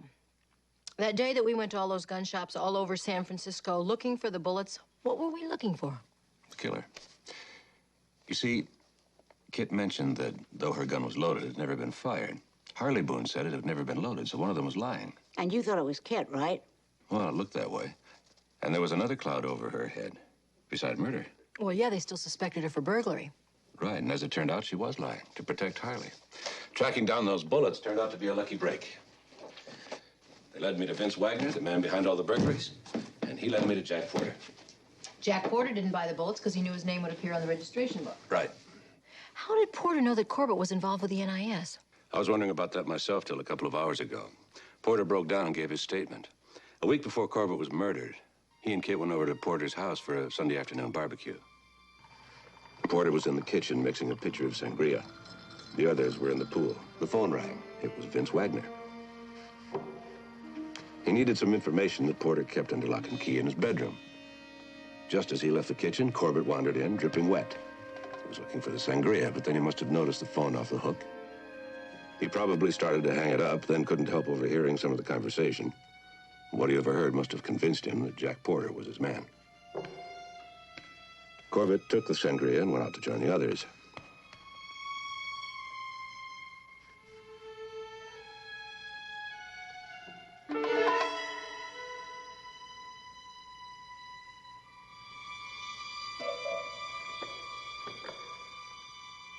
When Porter came back in the kitchen, he spotted the tracks, figured out what had happened, realized that Corbett, the new supply officer, was something else. And that something else was the NIS. And that's why he was murdered. Exactly. You know, Kit Boone and Don Corbett. I know it started out because he wanted to keep an eye on Kit, but I think it was turning into something else, especially on Don's part. You have the unfailing ability to turn everything into a soap opera. I think he was falling for it, too. Are you still here, Mildred? Well, yeah, I haven't finished your milk and cookies yet. Why don't you finish them downstairs? What about you guys? Sally and I are going to spend a little time doing what most married couples do. Oh, we gonna watch television? Say goodnight, Mildred. Good night, Mildred. Good night, Mildred. Now. You know, I was looking in the TV guide, and there's this great movie on. Where is it? There it is. King Kong meets Mighty Joe Young. You don't want it.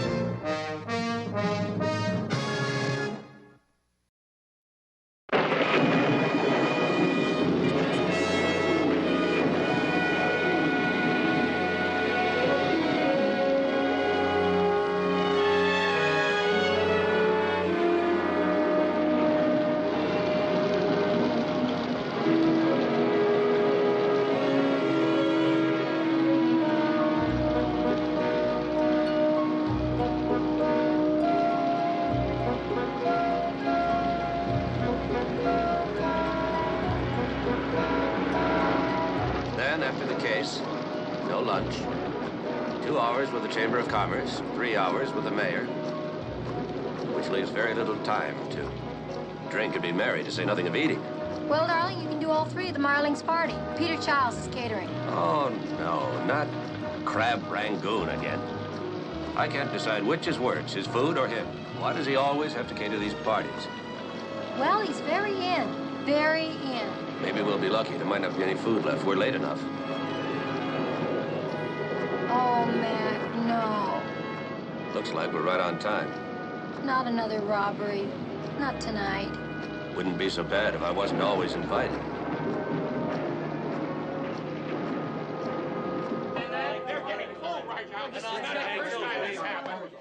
Mr. Merriam.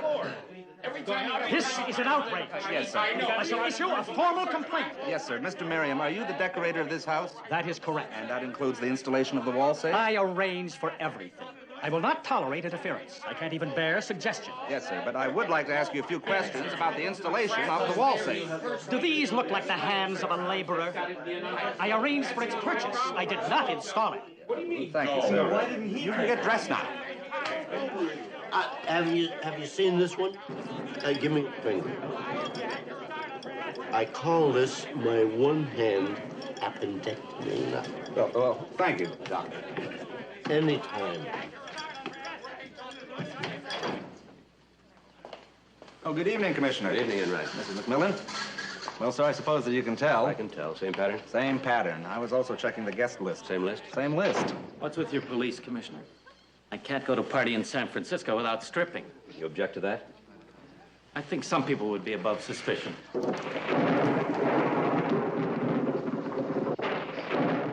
Who's he?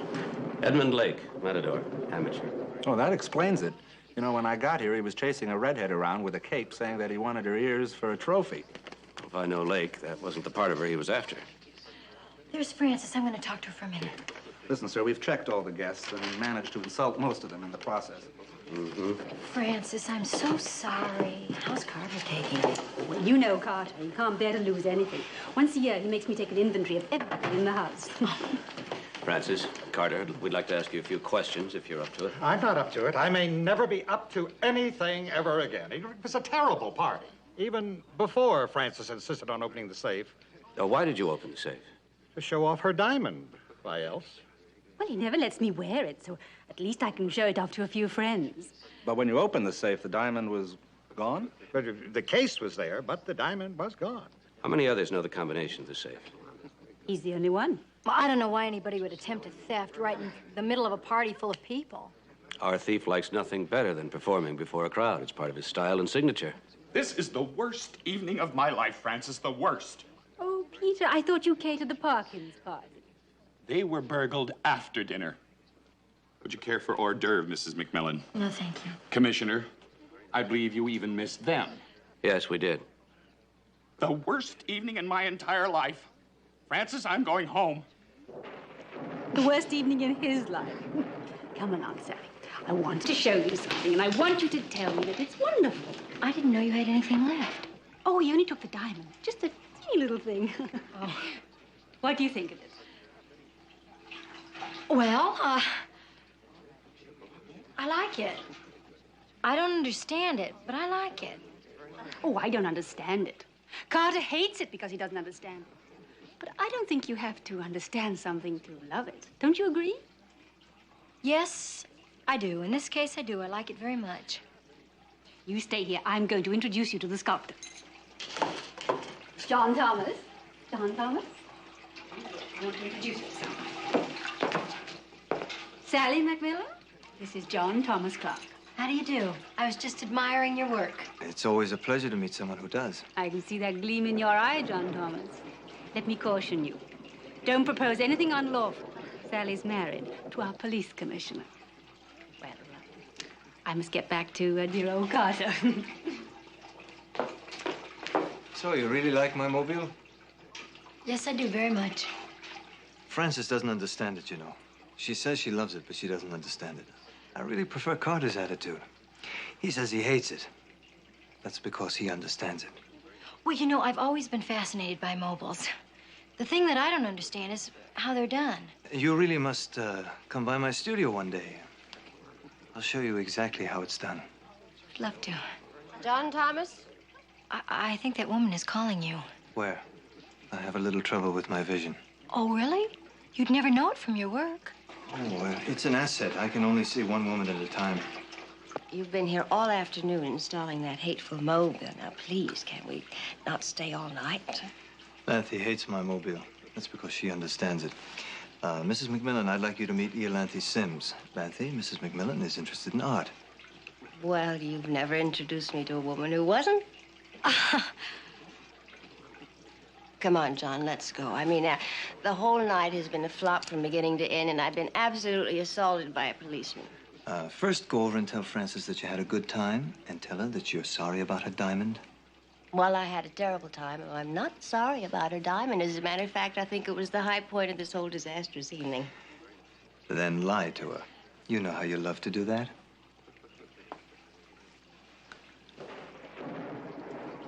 The insurance investigator checked the safe before the party began, sir, and he says that the diamond was still there. Did you investigate the investigator? Yes, he's all right, sir. No, the diamond had to be taken by somebody who was at the party. I mean, 6 robberies in 7 months? You're right, sir. We're dealing with a master burglar who loves to perform in public. All right, let's run down the list again. Fats Lieberman. Still in San Quentin. Masanti. Still dead. It always leads right back to the Dutchman. Right on. He's the only one who can operate in this manner. Yes, but, sir, no one has heard from the Dutchman in the last 10 years. Well, we're hearing from him now, I'll bet you. How many of these people were at those other parties? Well, by my accounting, about 65. It's the favorite after-dinner entertainment of the black tie circuit, only they're laughing less and less. I really didn't need to hear that. Well, you're lucky, Commissioner. At least you won't have to be here in the morning when the chief has to face the mayor and the press. Would you rather be in Palm Springs facing a national convention of police commissioners? Darling, you'll have to face them when you get back anyway. I really didn't need to hear that either.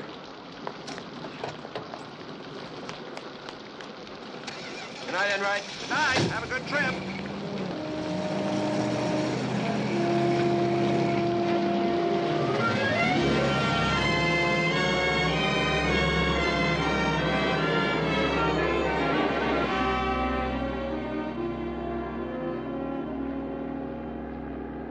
You sure you want to play golf your first day here? You're gonna play golf, aren't you? Yeah, but you hate golf. But I love you. Anyway, everybody plays golf in Palm Springs. It's very in. Boy, it sure is pretty down there.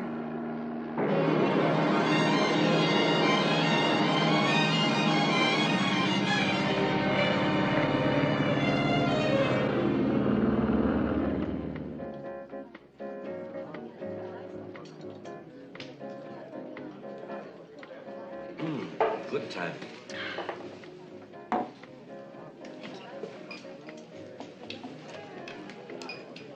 Arriba, abajo, centro. Mike McMillan. Freddie! Oh, you Neil. still got your guy. Hey, it's good to see you. How are you? Fine. What are you doing here? I'm here with Boris Potter, the used car king of LA. Ah, you're looking good. Oh, Freddie, I'd like you to meet my wife, Sally. This is Freddie O'Neill.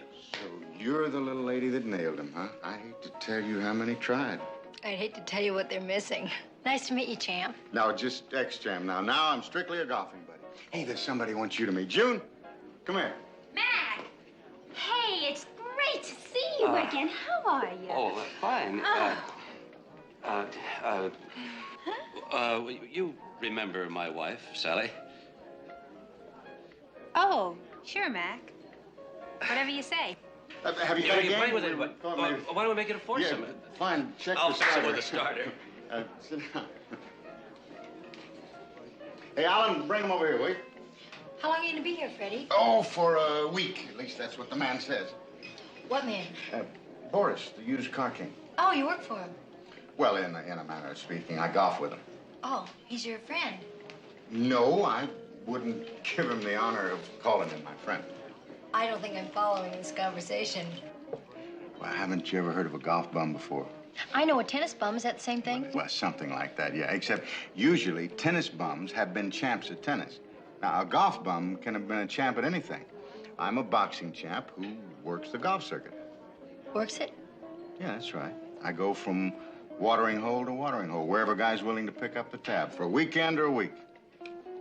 He gets to introduce the champ as his golfing buddy, and I get to stay in the best hotels, plus a little cash on the side. I do all right.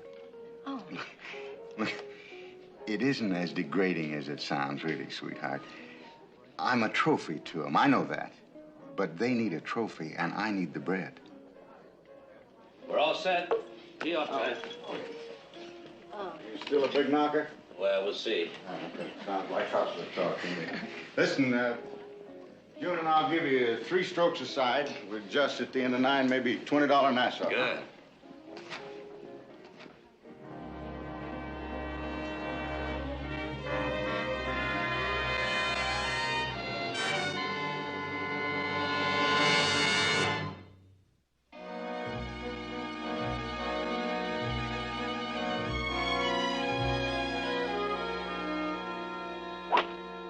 Nice shot, Mac. Okay, Sally. Boy, that was fabulous. Well, I hope mine goes there.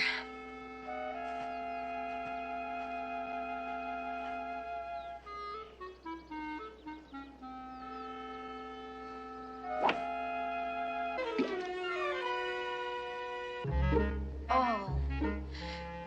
Listen, I think I'll walk. Okay. There's nothing lonelier than the game of golf. Would you believe she's been taking lessons? Not only that, she's improved. Hey, I've been reading about that jewel thief of yours. Sounds like you got yourself quite an operator. Yeah, he's good, all right. Have you been able to trace any of the loot? We checked every known fence. All the diamond cutters. We just about decided he's cutting them himself. Right, could be.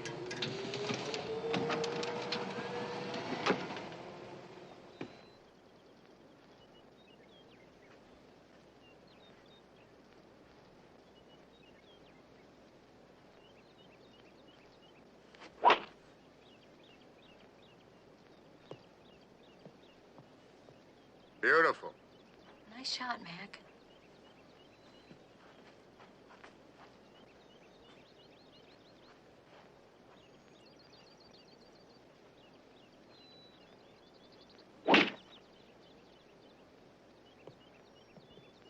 Nice, Freddie.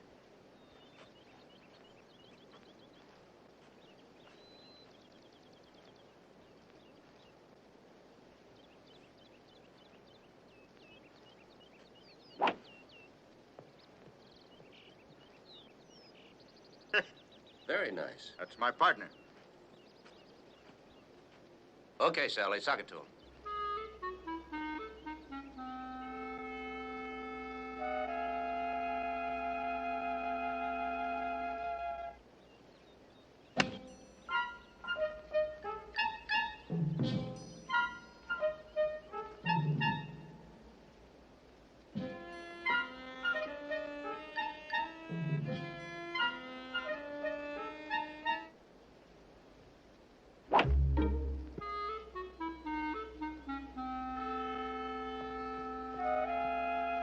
Played that just right. You told me look down, I looked down. Don't take your eye off the ball, I didn't take my eye off the ball. I kept my arm straight. I think Sally ought to take an axe with her in there. You know, thinking about the way your thief loves to perform at parties, he kind of reminds me of the Dutchman. Remember him? Yeah. Who's the Dutchman? One of the biggest jewel thieves in Europe, till Interpol made it too hot for him. What's he look like? Yeah, if we knew, we'd grab him. No one's ever even seen a photo of him. Well, I saw him once. You did? Yeah, it was on my triumphant European tour. I remember thinking, he looked so young to be doing so well. You saw him, huh? Yeah. Would you recognize him if you saw him again? Well, I think so. I think I'll pay my wife a visit. Right, see you on the green.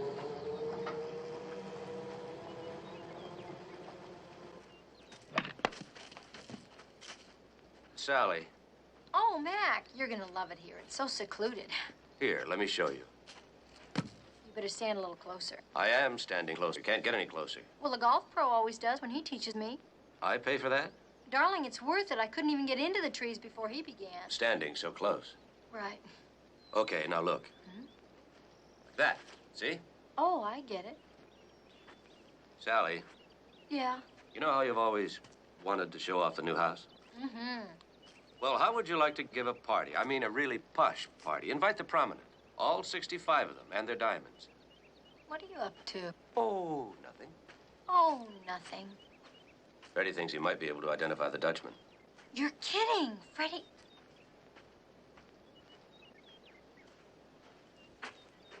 Excuse me, have you seen an extra ball around here? No, we haven't. Oh, okay. Do you think he was listening?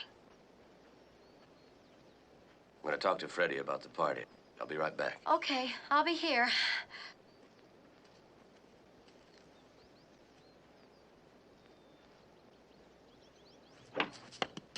Oh. How's Sally? Oh, she's having a wonderful time. Say, Freddie, we'd like to give you a party in San Francisco. Invite some of our well-jeweled friends. The kind of a party that someone like the Dutchman couldn't resist. Are you free? Sounds like a ball. Mac, look out! Look out! My wife just got out of the rough. Hey, Freddie, you're really gonna love San Francisco. Yeah? I want you to know you can change your mind at any time. Oh, don't worry about me, baby. I've been missing the ring. I'm ready for a little action. That about does it, Commissioner. Yeah, sure does. Thanks. You're welcome. See you in the shower. Okay, baby. Oh, Champ, I've been looking all over for you. Oh, hi, Boris. I ran into a buddy. Yeah? Well, I got a couple of buddies that are just dying to meet you. So get dressed and make it quick. Sorry, Boris. After we get through here, my friend wants me to have a drink with him. Look, I don't care what your friend wants. I'm the one who's footing the bills around here, and it's what I want. And I want you to get it on down to the clubhouse and meet these two guys, Champ. Hey, we can have our drink later on, Freddie. No, we'll have it as planned. Get lost, Boris. Get yourself another champ. Now, don't you make the mistake of trying to knock on my door later. I never knocked on your door in the first place, Buster. You did all the knocking. There Goes your meal ticket. Who's hungry?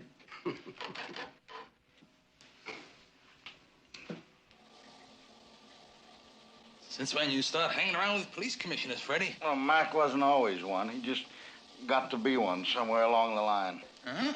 How come you? Well, I've met a lot of people in my time, and I got a memory for faces. Oh, I gotta tell you, Boo, that's the worst massage I ever had. How do you keep your job? Just another pretty face. Oh. Okay, Johnny, take your break now. Right.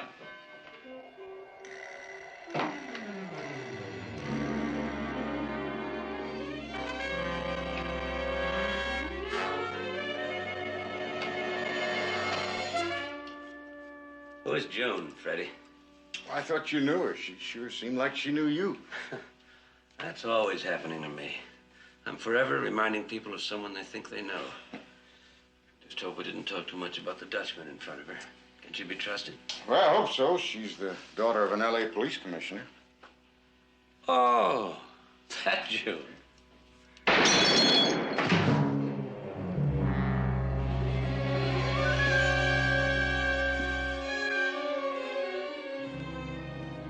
Enemies, Freddie?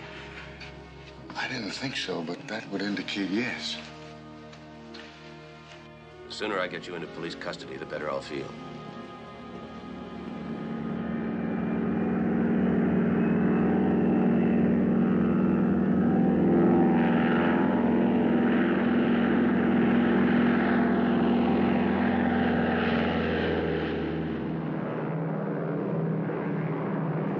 Usually flying makes me nervous, but today I find it very soothing. I usually find it soothing, too, but I wish that somebody would tell me what the rush is all about. It's important to get Freddie to San Francisco as quickly and as safely as possible, that's all. That's all. You're telling me that's all, but I know there's more to it. The reason you're telling me that's all is because you don't want to frighten me. That's right. Because when I do tell you, it does frighten you. Somebody's trying to kill us. No. Well, I feel better already. Somebody's trying to kill me. Mac? You're frightened. Well, why would anybody want to kill Freddie? The Dutchman.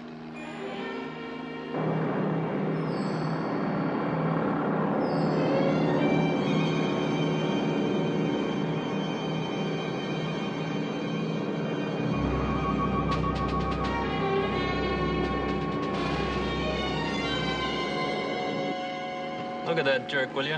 Miles and nothing, and he's crowding us.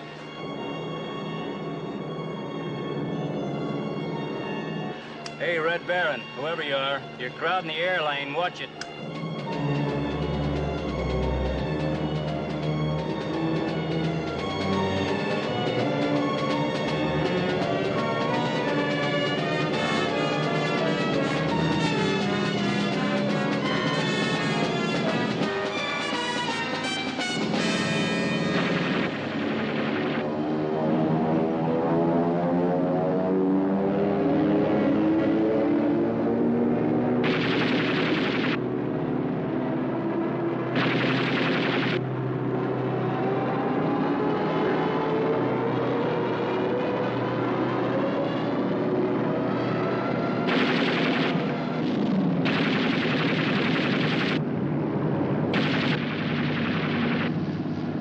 The Dutchman, he really intends to get me.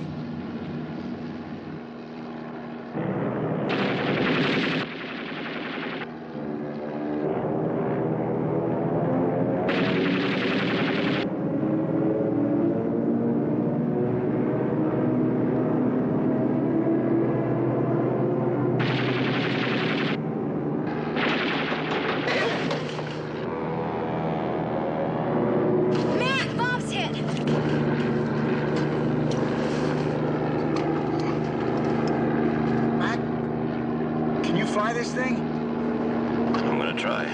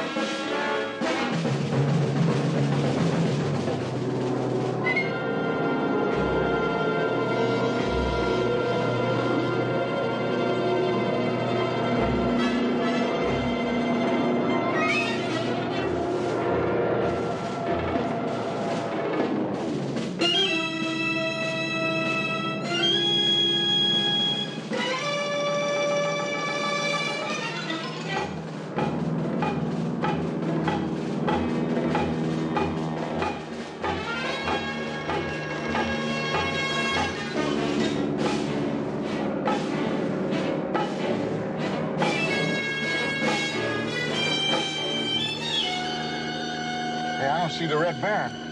Maybe we lost him when we went through those clouds back there. Mike, that was first class. How many lessons you have? 6. You did that with 6 lessons? That's wonderful. You haven't heard what number 7 was. How to land. Hello? Hello, anyone? Mayday, mayday. Come in, anyone. I level around. You're killing me. Hey, you came to just in time for lesson number 7. How do you feel? Not good. You feel strong enough to land it? I think I'm about to black out again. Before you black out, can you tell me how to land this? I can't. Call the control tower for instructions. I can't. The radio's out. Sprung a gas leak, too.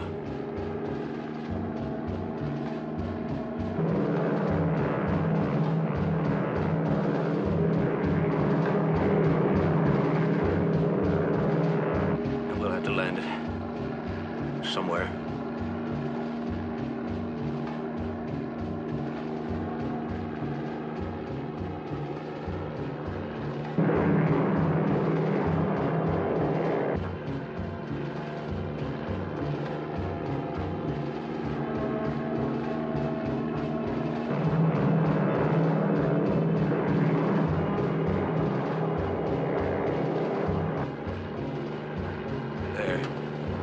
Looks like a good place.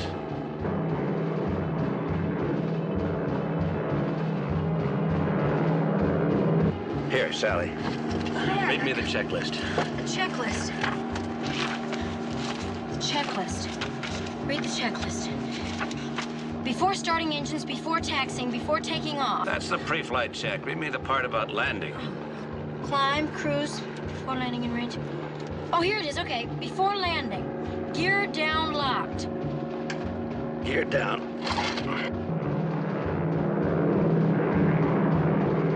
Locked. Green light visual. Green light visual. Hide press. What's that? Hydraulic pressure. Oh. Gear and systems. Pressure's okay. Mixtures. Auto rich. Full rich, okay. Prop controls, low pitch. Prop control, low pitch. Wow, you got that good. Flaps 1/4 down. Flaps, 1/4 down.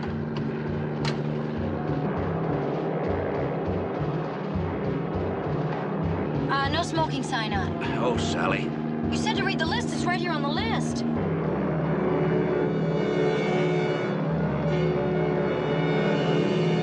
All right, Sally, that completes it. Hold tight, everyone.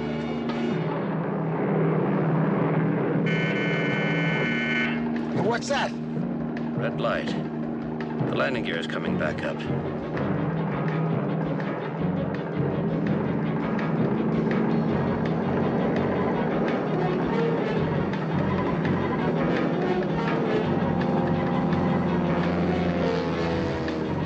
I must have hit the switch when I set the flaps.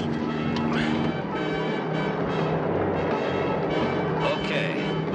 Landing gear down, green light on. Here we go.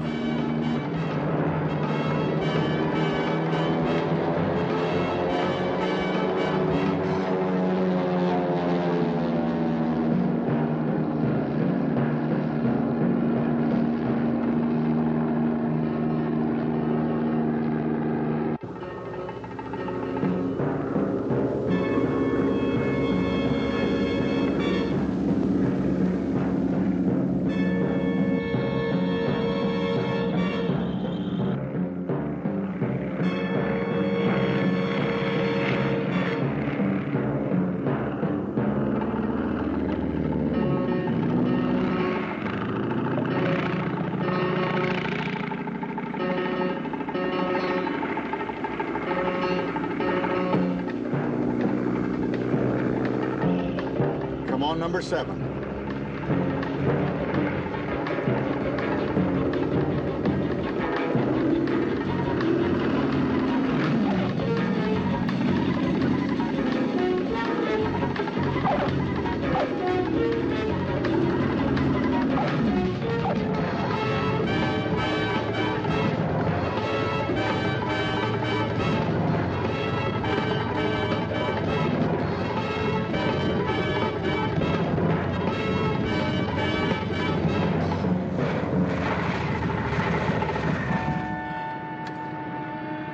Mac, that was fantastic. Beautiful job, Mac. Beautiful. Fantastic. Beautiful. We made it? Yeah, how do you feel? Not any better. I don't suppose we made it to San Francisco. Not quite.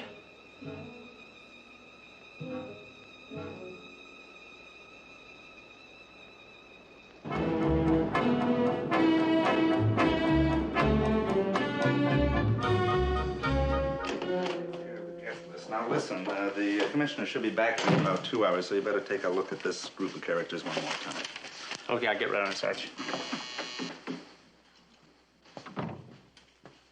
Yes, Ann? It's the commissioner on line 4. Thank you.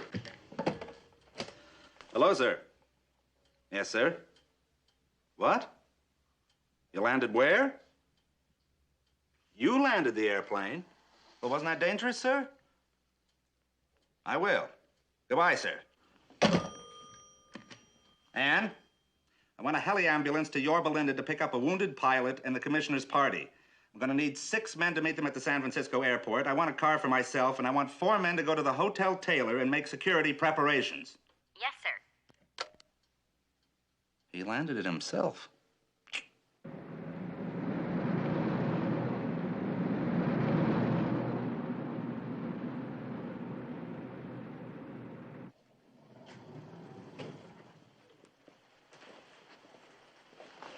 Now, what about the plane? All we know is that it was a stolen plane, sir, and that they deserted it in the desert. Well, it ain't much, but it's safe. Sure, baby. That's what my manager said when he arranged my last fight. You mean with that kid called Clay? Right. Well, I'll try not to lead you into a mismatch, Freddie. Come on in, right? We got some shopping to do. What a marvelous dinner. Here. Try this on for dessert. What is it? Oh, Mac! That's gorgeous. Fits perfectly. You've never done anything like this before. Thank you. Thank you. Except you can't keep it. It goes back after the party. I know. It's just that you've never done anything like this before. Oh, excuse me, back later. Oh, Mildred, come here and see what Mac bought me. Wow, what a rock. What'd that set you back, Commissioner? 50 big ones, Mildred. 50,000? But be careful whom you tell it. We wouldn't want a visit from our local jewel thief. Might be a little embarrassing. Got the message, Commissioner. Say, what's the occasion? I didn't miss your birthday, did I, Mrs. McMillan? No occasion, Mildred. Oh, you did something that bad, huh, Commissioner? I just happen to love my wife.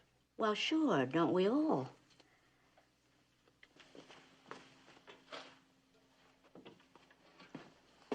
Five, 4, 3, 2. Contact, she's calling Agnes. Then in alphabetical order, Beatrice, Clarissa, Dot, and Elsbeth. It'll be inside the back door of every home on the hill before midnight. Oh, would you like to look at our list, how it's coming along so far? Mm-hmm. Peter Childs, what's he doing on this list? You know I hate his food. Darling, he's the inn caterer. Yeah, inn caterer, yes, I know. You know, he could be the Dutchman. You know, he's been at all the parties, and he's always the first to arrive and the last to leave. Well, somehow I can't see the Dutchman slaving over a hot kitchen stove. You've never made crab ragoon. It takes a very light touch. Okay, I'll put him down, right into the surgeon who does a knot with one hand. Do you think he could be the Dutchman? Well, that's a possibility. One of the things we know about the Dutchman is he's very adept with his hands, as is the surgeon. Well, then you better put down the matador. Remember what Sergeant Enright said about how handy he was with a cape. Everybody's suspect. This party is getting exciting. I'm going to have to go out and look for a dress to go with my ring. Well, I can't very well go to a party with John Thomas Clark and his mistress without looking special. And that's another one, Clark. Think of the dexterity needed to make those mobiles. Oh, that's ridiculous. You're just suspicious of everyone who wants to give me lessons. Yeah, right. Lessons. Oh, I'm booked for a golf lesson tomorrow. That is it. I'm going to bed before I say something I might regret. It's early. You don't have to come to bed if you don't want to. Darling, I'm not going to take golf lessons to follow you all around the course and then not follow you to bed.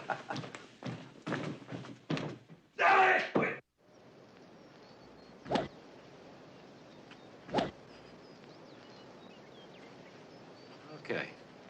Straight back. Well, I think that's all for today, Mrs. McMillan. Tell me, Buck. Am I getting any better? No.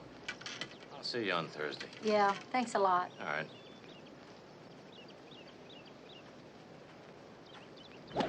Good. Good, Miss Wilson. Fine.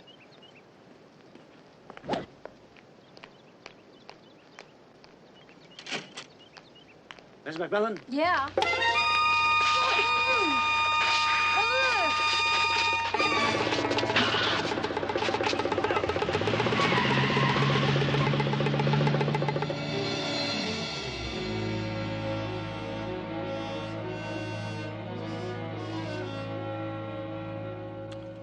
It was found on the windshield of her car, sir. We also found the car that they used. It was stolen. No fingerprints. We're checking with our underworld contacts, sir, but again, so far, nothing. I'm afraid we're going to have to treat this like any other kidnapping, sir. We'll just have to wait till they get in touch with us, and then we can set up arrangements for the swap. If the Dutchman is determined to get me, he will, now or later. If you ain't careful, it could be me and Sally. Now, stop worrying about me, will you? I can take care of myself, but she can't. Look, Mac, I never backed away from a match in my life. I won a tangle with a Dutchman. I was a champ, baby. You're forgetting that. So, that's the way it's gonna be. Hey, Mac, I'm a free agent. There ain't no way that you can hold me here. So you either arrange that swap right now with the Dutchman, or I'm walking out of here and making my own deal with him. And you know I can't.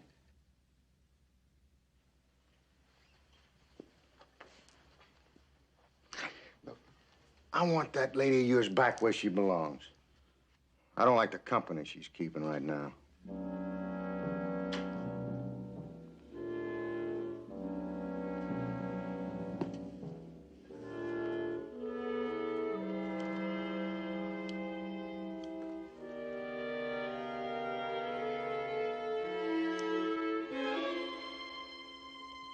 Oh. I don't suppose this stuff looks as bad as it tastes.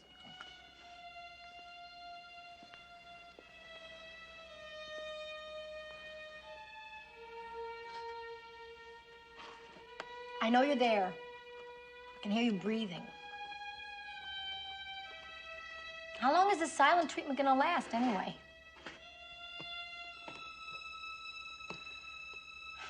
I don't suppose I could reach you with a little, I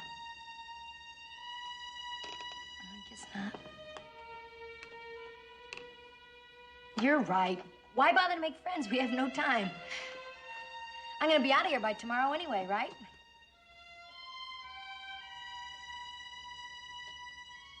Right? Hello?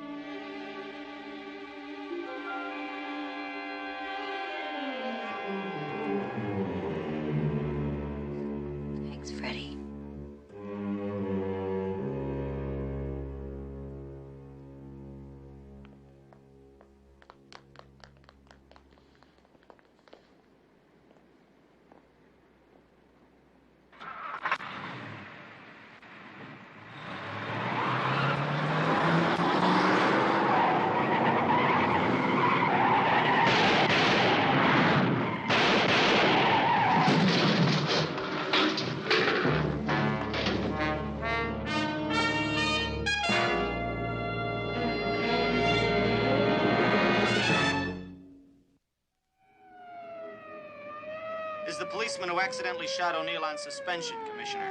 Yes, he is. Mrs. McMillan, I know how you must feel, but would you mind giving us a statement? I didn't see anything. I was blindfolded the whole time. They had, those stocking things over their heads when they kidnapped me. Well, how many men were there? McMillan? I don't know, two in the car. Mrs. McMillan? I don't know, Mac. I don't know. Can't we just go home? I don't want to answer anymore. Yes, of course. Commissioner, is it true that Freddie O'Neill was your only lead in all these recent jewel thefts? Yes, it's true. I'll give you a statement in a minute. Honey, the mayor insists I make a full report. Why don't you go on home and I'll join you as soon as I can? Can we ask her just a few more questions? Not now. She's exhausted. Take her home, Tom. What about O'Neill? Did he agree to the swap, or was he forced into it? He insisted on it, gentlemen. No, wait a minute, Commissioner. We still don't have a... And so, a stray bullet by a policeman in the tragic confusion of the swap for Mrs. Sally McMillan cost the battling Irishman, Freddie O'Neill, his life.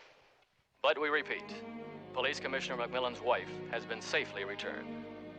Thank you, George, for your on-the-spot report. Tonight, in tribute to a real champion, this station is proud to present highlights of Freddie O'Neill's boxing career. This was Freddie's first match as a professional against Kid Larson. He won by a knockout in the 5th round and established himself as a major contender. Within a period of 6 years, Freddie O'Neill had fought 14 main events.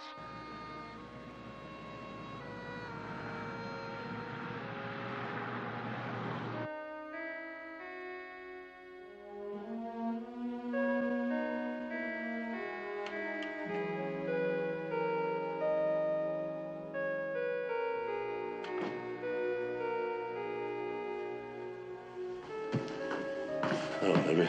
How is she? I gave her a double shot of hot milk and a little sleeping pill. Something ought to work.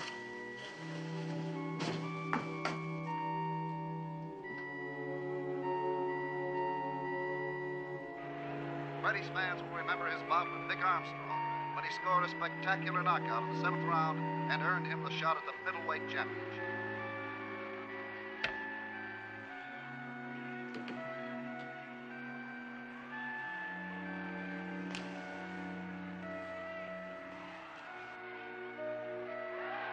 He shocked the boxing world by defeating Hal Stenson for the middleweight championship. This fighting Irishman had a heart of gold and a helping hand for any friend in need. He had great confidence in the young people of today. Whenever he wasn't in training or... Sally.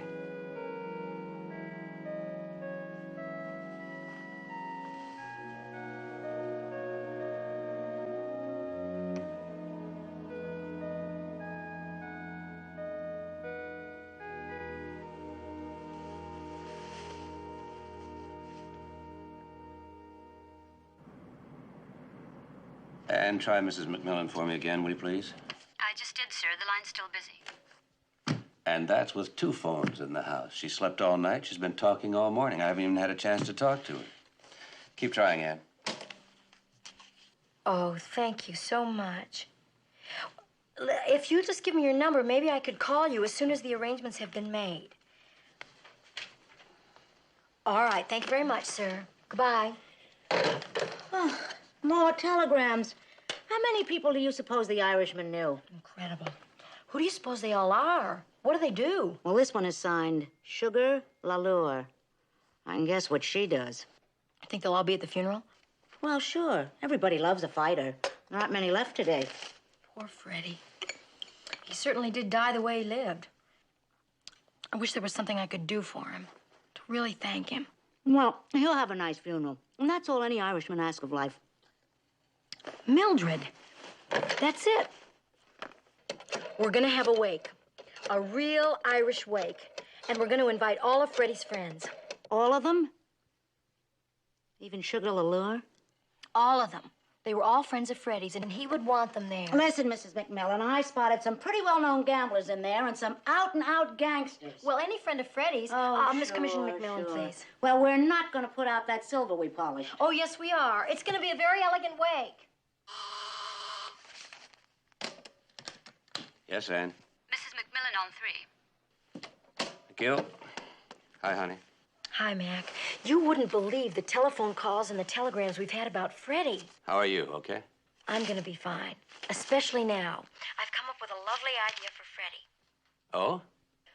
Mac, we're gonna have a wake for Freddie. A real Irish wake, and we're gonna have it at our house, and we're gonna invite all of his friends. What do you think? Don't say no. Oh, no, I was just, well, you haven't really met any of his friends, you know. I know, but I've talked to most of them on the phone. The phone hasn't stopped ringing all day. Please, Mac? Oh, well, that's not a bad idea. It's a good idea. Go ahead, begin making plans. Freddie deserves the best. Thanks, Mac. I'll be right home. I have something very important to tell you. And Sally, I think it's a great idea. I knew you'd be pleased, Mac. Bye. We may get our shot at the Dutchman after all. How's that, sir? We're going to have a wake for Freddie O'Neill. Oh. A wake? That's where the casket is open, isn't it?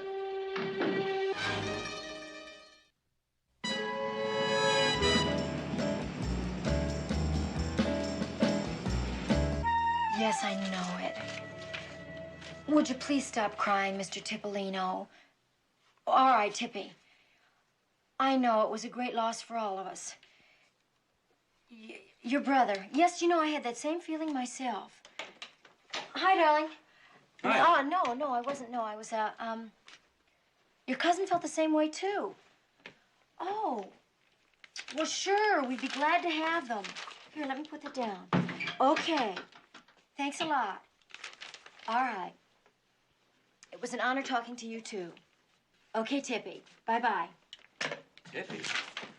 Are you talking to Louis Tipolino, the restaurant owner? He is such a sweet man. He's the biggest crook in town. Isn't he in jail? That's how crooked he is. He makes it look legal. Well, I had to invite him to Freddie's wake. He sent such a sweet wire. Look, about the guest list. Why do you invite the people we were going to invite to Freddie's party, too? How would you like that? That would be a fabulous idea. Freddie would have liked that. You know, also, I think it'll add a little class to our wake. It's just the way he put it. Our wake could use a little. He put it. Put what?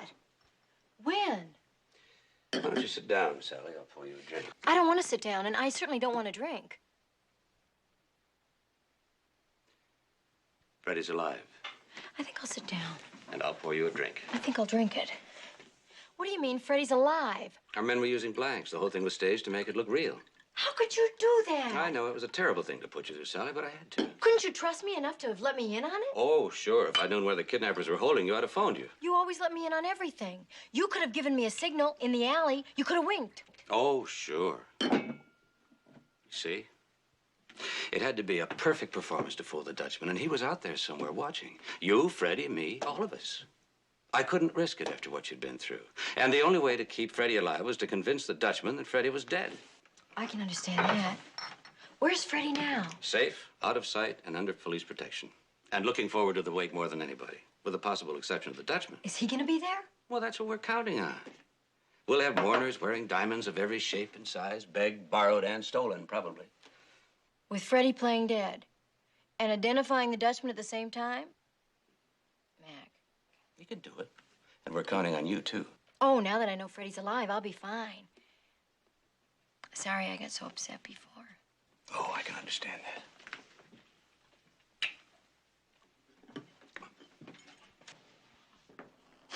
Oh, Mac, I think I've come up with a clue myself. Yeah?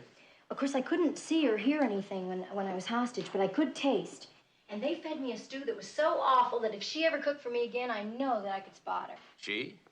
Why do you say she? Why do I say she? Why do I say she? I don't know. You're the one who said it. What are you doing? I'm sniffing. Well, I can tell you're sniffing, but why are you sniffing?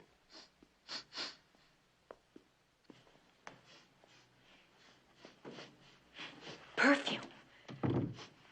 There was perfume everywhere they took me. That's why I said she. Mac, that's it. The Dutchman is a Dutch woman. That's a possibility. Could you recognize that perfume? Odor, please, odor. It's unforgettable. I'll tell you another thing. I was very discreet when I was sniffing. I remember being very discreet. I'm almost sure that no one knew that I was sniffing. Aren't you proud of me? I've cracked the case. Yeah, well, it's a beginning. Your real work comes tomorrow night when you have to sniff your way through that wait. Oh, I can't wait to get a look at that woman that would wear that kind of perfume. Oh, her escorts must be drugged by the end of the evening. Maybe that's her technique. How would you like to see a little bit of my technique? Kate? Hey. How are you? Oh. Ah. Let's see. Ooh, it looks so confining. Well, it's soft. How about one for the road? Oh, yeah. Hey, do you think you could figure some way to slip me a couple of these while I'm on the road? Well, this is something I never thought I'd see. Well, it ain't bad. A lot more comfortable than some beds I've been in. I think you look cute. I bet you say that to all the corpses. She does. Except this is the first time a corpse has talked back. Are you really comfortable, Freddie? Yeah, except I don't know why I had to come in the formal. Oh, that was my idea. Lie down.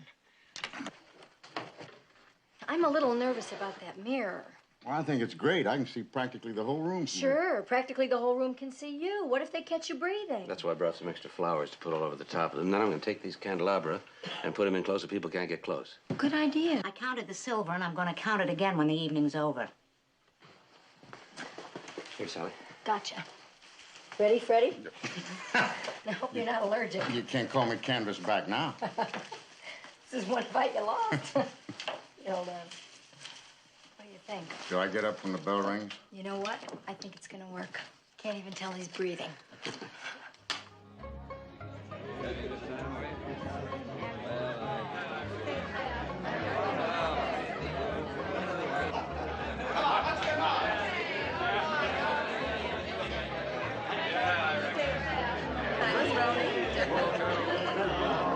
Dreadful house. I don't know which I despise more, the exterior or the interior. I don't mind the house so much as I do the people. It's a whole new breed of parasites. Funeral crashers.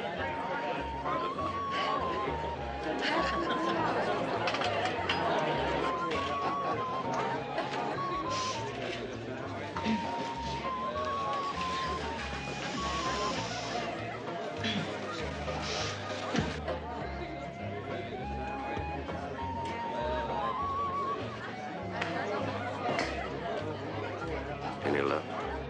Not yet. Watch it. I can see your lips moving.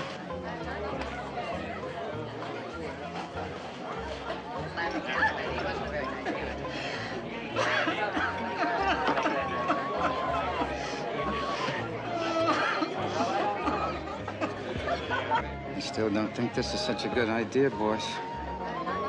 I mean, the police commissioner's own home? I'd risk anything for Freddie O'Neill. Oh, yeah? I ain't never met no Irishman, alive or dead, worth going to jail for. I've never seen so much drinking at a party for a live person. Is this your first wake? And my last. I'm going to be cremated.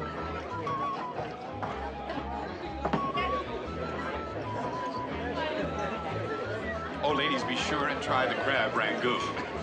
And you there, speed it up with the coffee.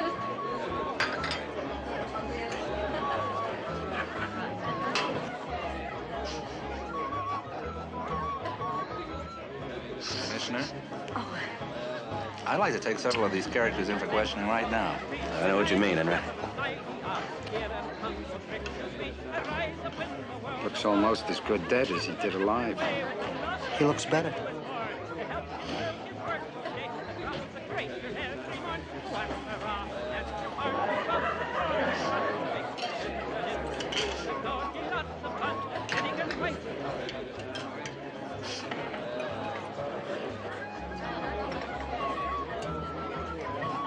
I'll take that.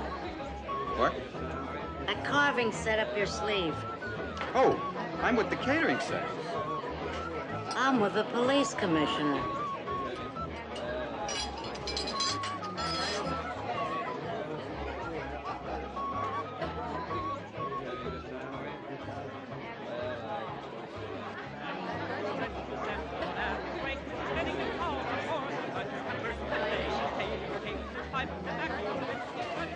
Was he anyway? I have no idea. You're the one that accepted the invitation.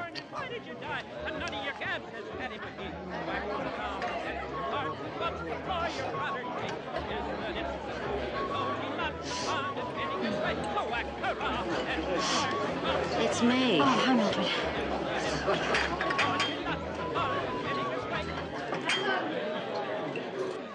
There lies a man who says he never threw a fight to Freddie O'Neill. A fake and a fraud.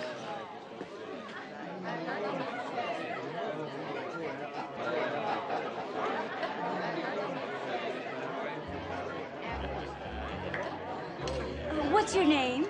Enright, ma'am. Enright, man. Oh, that's a beautiful name. I really like that name.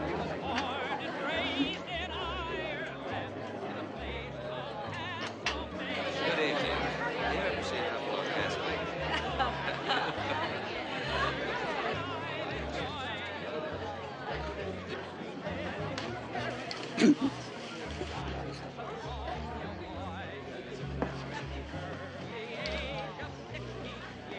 You getting smashed? No. You're fogging up the mirror. Any luck? Still sniffing. Well, you're ready. You're ready. What a beautiful boy. Movies, Las Vegas, you name it. Hey, Mac! Mac, remember when you said anytime I need a favor? Listen, you're really ready. You know, I don't want to coerce you.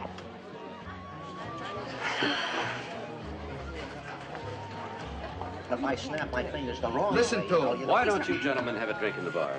Oh, anything you say, Commissioner. Excuse me, but where do I know you from? Well, I've been working on this picture at Universal. This party's worse than yours. I agree. Mrs. McMillan? Sally, you really must do something about that cold. Oh, Francis, it's just one of those 24-hour bugs. I'm sure it'll be gone tomorrow.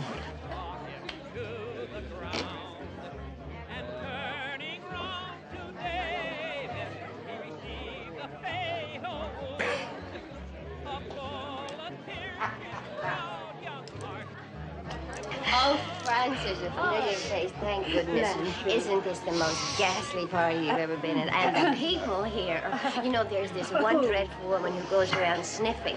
Has she sniffed you? Yes. Well, you know, anytime you accept an invitation to a police commissioner's home, you have to be very careful.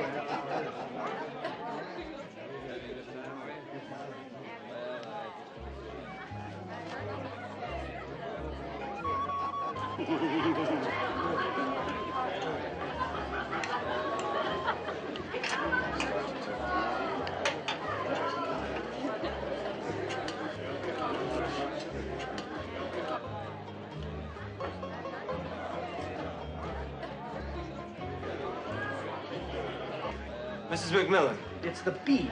I never hoped I'd be lucky enough to find my hostess at all this. She's the hostess of this thing? Lamphy. Oh, that's okay. I agree with Miss Sims. This is a terrible party. Well, not really, as wakes go. Well, couldn't we go, John?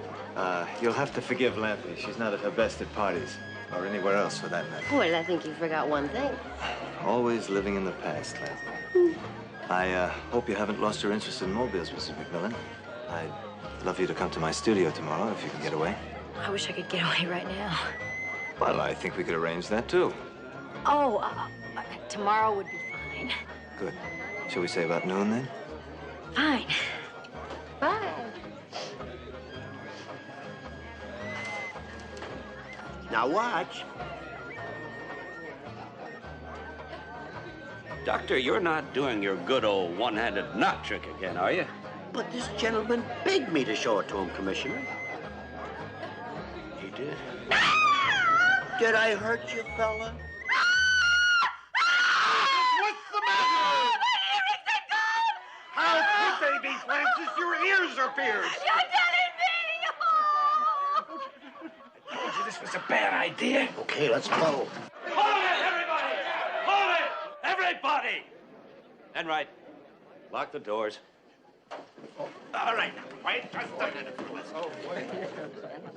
All right, everybody, the ladies will go upstairs, please. The gentlemen will stay down here. We know the procedure, Commissioner. Matt, what is the procedure? Procedure?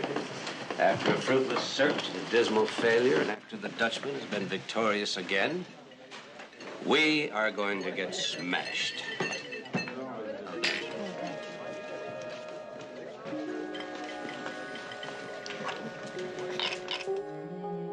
San Francisco's master jewel thief struck again last night, and this time at the home of Police Commissioner Stuart McMillan. Stolen was a pair of earrings valued at $100,000, removed from the pierced ears of Mrs. Frances Miley, wife of the famed financier Carter Miley. The heist took place at the wake of battling Freddie O'Neill, accidentally gunned down by police as he was being exchanged for the kidnapped wife of the police commissioner. A search of all the guests proved futile, and San Francisco's mysterious jewel thief has been successful once again. Great picture. Who turned that on? I think it's been on all night.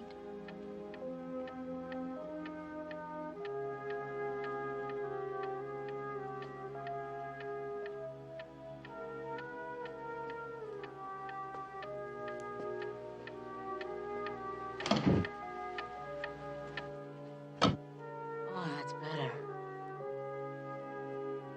I'll set it later.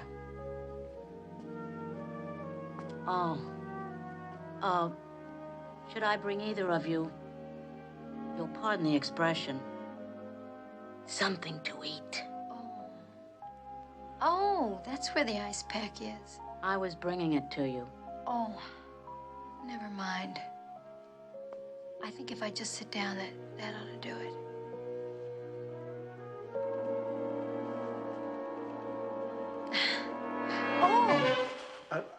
I was watching The Late Show. Excuse me. Goodbye, Doc. Good heavens, I'm late for surgery.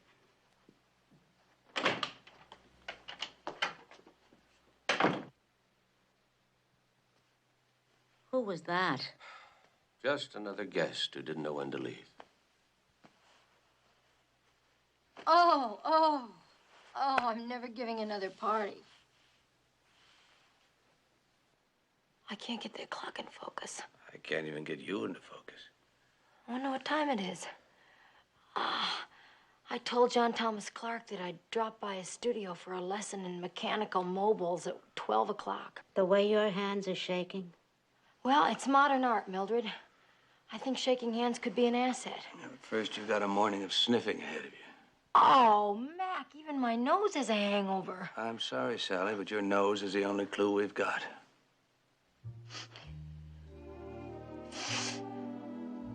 No, this isn't it. Madam, if you could just be a little more specific. Well, that's all I can tell you. You know, you've already sniffed $30 worth. Mac? You find it? No, darling. Could you please pay this lady $30? Oh, hi, Mac. Hi. Oh, well, seeing it's you. We're such old friends. No charge. Has she always been this reasonable?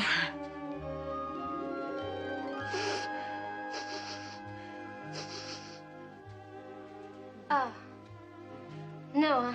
Well, this is... I'm sorry. This is very new and quite unique. I'm not the regular girl here, you know. No, this isn't it, but it's very nice. Do you have anything else? Just a moment. Here, try these. Oh, this is very unusual. Here. Is it? No. What's this called? Oh, dear. That's my medicine. Oh. You know, maybe I should try to find you somebody with a little bit more experience. If you could just describe to someone who knew exactly what you wanted, then, just a moment, please. Isn't she cute? I like her. Yeah, but she does seem a little incompetent. I know, but I like her because she doesn't know you. Can I help you?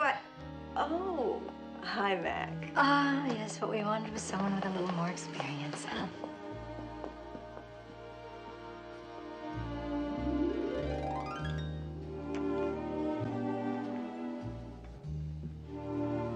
May I help you, sir? Oh, hello, Mac. It's nice to see you again. Oh, no, that's not for you, honey. Why don't you try some of this, huh? I don't think we'll find anything here, Mac. Wait a minute. What is this? This is it. This is the odor. This is a man's cologne. I know. That's what's so strange. I thought it was a perfume. It turns out it was a cologne. I'll take that bottle, please. Charge it. We're onto something. Freddie. Freddie, wake up. Wake up. Oh, hi, Mac. Ooh, I wish I were dead.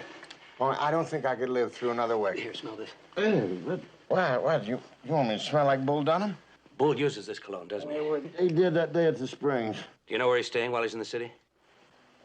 He said he was at Rocky's. Rocky's, Jim? Mac, is that the smell that Sally was looking for? Yeah, I think so. You think Bull is the Dutchman? No, he's not that bright. But he could be working for the Dutchman or something. I'll go over to Rocky. Nay, well, you know, if Bull thinks that you're pumping him, he'll just forget how to talk. I'm going to tell him how thoughtful you were to remember him in your will. That bum after he insulted me at my own wake? Ow!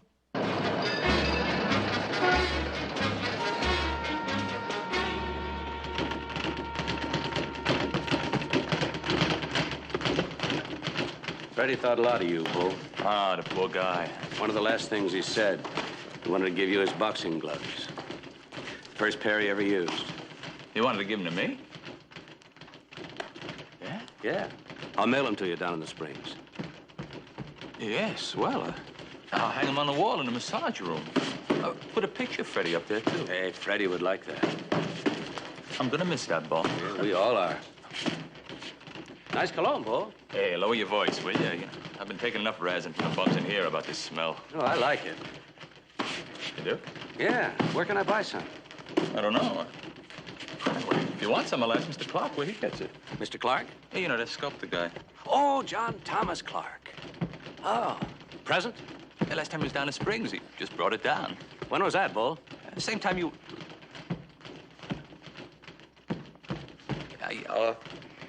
What is it you want anyway, Mr. Commissioner? Well, one of the first things I want is to put you under arrest, Bull.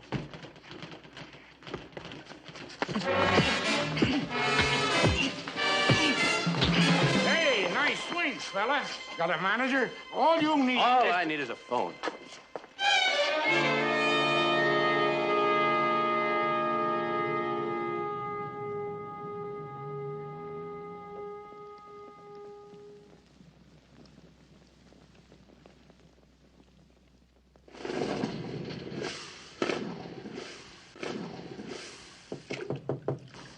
Come on in, the door is open.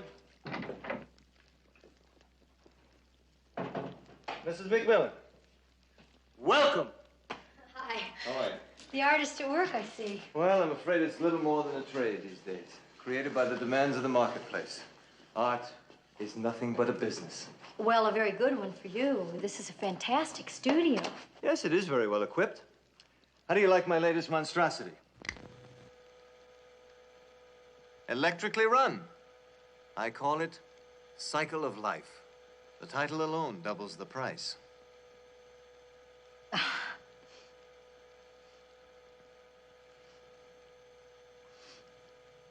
You like my cologne? Yes. Do you know that I have been looking for that scent for my husband? Isn't it a coincidence that you happen to have it on? And last night at the wake, were you looking for it then too? Last night? Lanthy told me you were sniffing all evening. I assumed you had a cold. Now I realize you didn't. No, I do. I thought it was one of those 24-hour things, but I guess I'm gonna have it for a while. Maybe I better go before I expose you, Oh, Mrs. McMillan, I suspect I'm already exposed. You're the Dutchman. I'm the Dutchman. How do you do it? I mean, what with all those detectives looking at the safe and everything? Illusion, my dear. Like my mobiles. You think you see something when you don't. No one saw me take the diamond at the party because I didn't. I took it just before the party, when I came to install the mobile. But society creates its own heroes. Everyone wanted to believe that I could open a safe in full view of a crowd. That excited them tremendously, and so they believed it. Oh.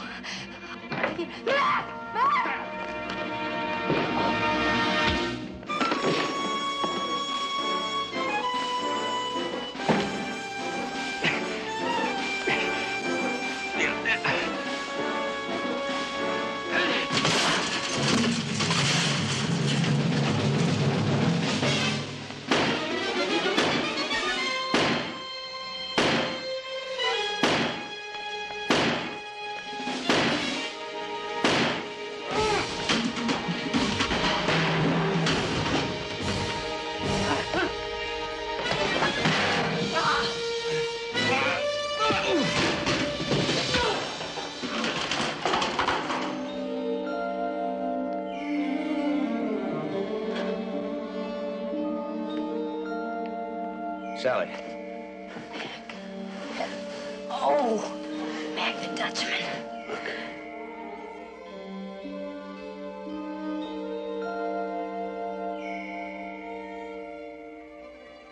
How are you? Fine.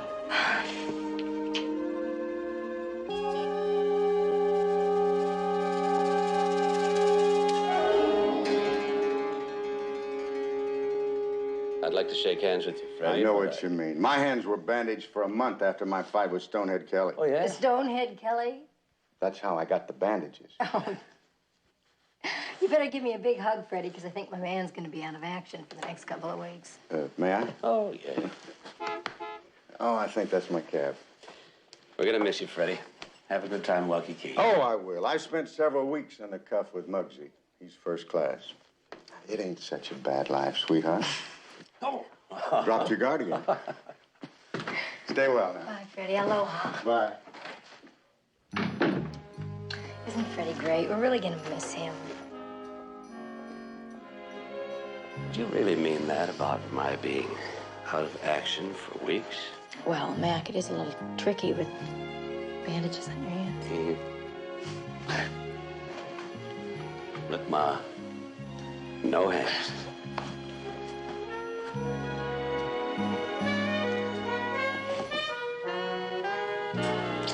Looks good. Mm-hmm.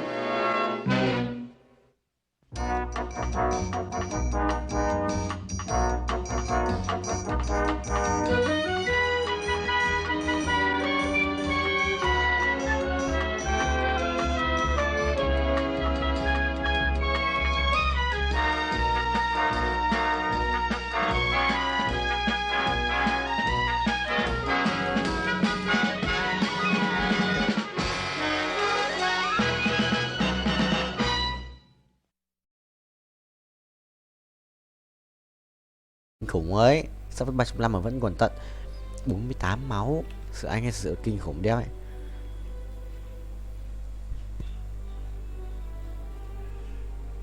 Có mấy vàng cho 5 vàng cũng đuổi. Rồi xong.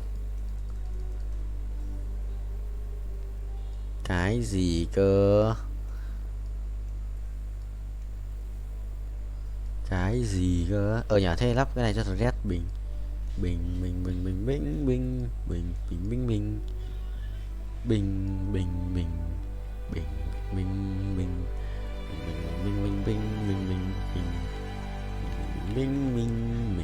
sao ra rồi, thiếu 100 nữa. Cụ thể là 66m nữa thì anh sẽ được một binh chi linh về tay. Ok thầy ơi, một binh chi linh về tay. Anh bay như một ác quỷ. Từ từ, anh phải can xem thằng này em gì ở đây. What's up bro, Robocon. Cút. Mày cút. Mày đi. Đéo thắng mà. Ha. Trôn búa. Thắng này, tưởng đéo thắng. Em xanh PP à. Cút. Rồi thắng chích 3 và kiếm cho mình được 1 vàng lợi tức. Và đến dạp xoáy, anh sửa một ác quỷ phai, anh đã quay được 260 lap rồi, giấy mới chạm đất lần đầu tiên. Không, lần thứ hai. Đầu tiên thì đã đép phải chỉnh. Thôi đánh xoáy cái đánh như tía thầy Nhật Độ sao? Thầy sẽ chỉnh cái thằng này một chút đâu. Vào mày. Xoay lộn cho thầy. 2 lần. Thầy vua chỉnh. Không công nữa vậy. Nhanh vậy. 3 lần. 4 lần. Một lần đầu tiên là 5. 6 lần. 6 lần. 7 lần. 7 lần à? 7 lần 70%. 70%, 136 củ khoai. Sao có 2 đồ này? Mút hết đồ tao. Ê, sao đem máu hoài vậy cụ make bro? What the hell? Cút lên, một thằng ở đây. Một đai máu hoài vậy? Tỷ cái đai máu đấy. Ít nhất là 4 cái đai máu rồi. Thầy phải đi bớt nha. Đi bớt lên 6.8 mà và sẽ kiểu 800. Uầy, mỗi lần đi bớt xong nó tăng 100 triệu giá. Căng. Muốn đến bớt xong tăng 100 triệu giá thua ấy. Đừng có 5 giây chưa vậy. Rồi giờ mới được 5 giây. Sấy. Sấy đéo chết được một chết.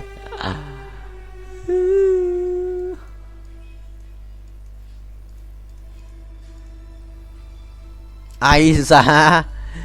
Kinh khủng vậy.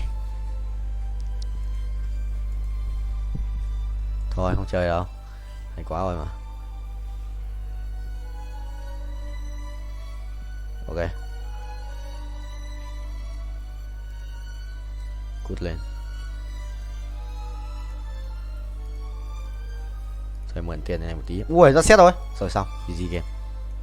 Easy game. Easy game.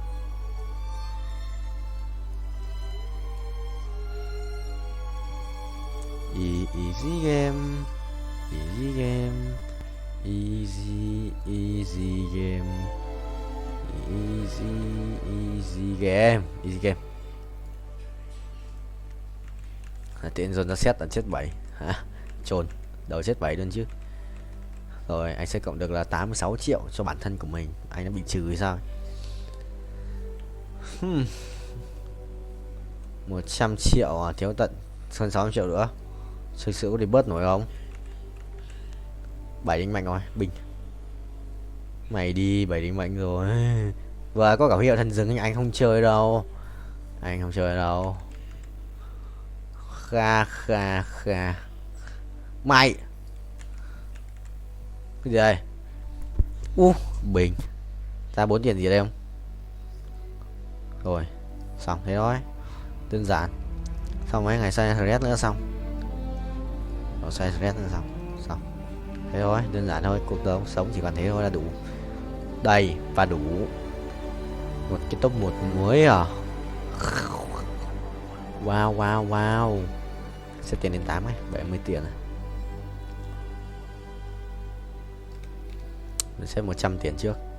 160 tiền này. Mèo ở đâu? Bên 8 là 4 mấy mà. 48 à. 48 128 tiền. Từ giờ đến giao chim. Giao chim ra 1 tỷ đồ của anh vừa nốt đồ của anh, nốt đét, nốt cho mỗi 2 đồ giao xoáy chôn. Rồi perfect 1 này. Mày để anh lái. Uầy, cái thằng này nhìn đẹp đấy. Pharaoh Cast có khác. Có Pharaoh Cast binh. Được. Không lái rồi. Anh phải phóng cho con Mustang. তুমি ডরাইছেন? ডরাবো কেন? মাগের এরকম আটকা মায়া মানুষ সামনে চলে আসলে তো একটু চিন্তা লাগেই। আর কালকে আবার তোমার মামার সাথে চ্যালেঞ্জ। বইলা এসো শেষবার মতো চুলদারি আশ্রয় আসতে। শুনেন, কালকের খেলায় আপনি হারবেন। বাবা, কনফিডেন্স দেখছো মেয়ে? যদি না হারছেন তাহলে কিন্তু বললাম এটা দিয়ে আমি আমার হাতে আপনার নাম লিখুন। মানে তো তখনই বুঝবেন যখন এটার দায় আপনার উপর পড়ব। সরেন। আরে ভাই নাম লিখবা মানে? কি মুসিবতে বললাম। জিততে না পারে এখন 2 নাম্বারই।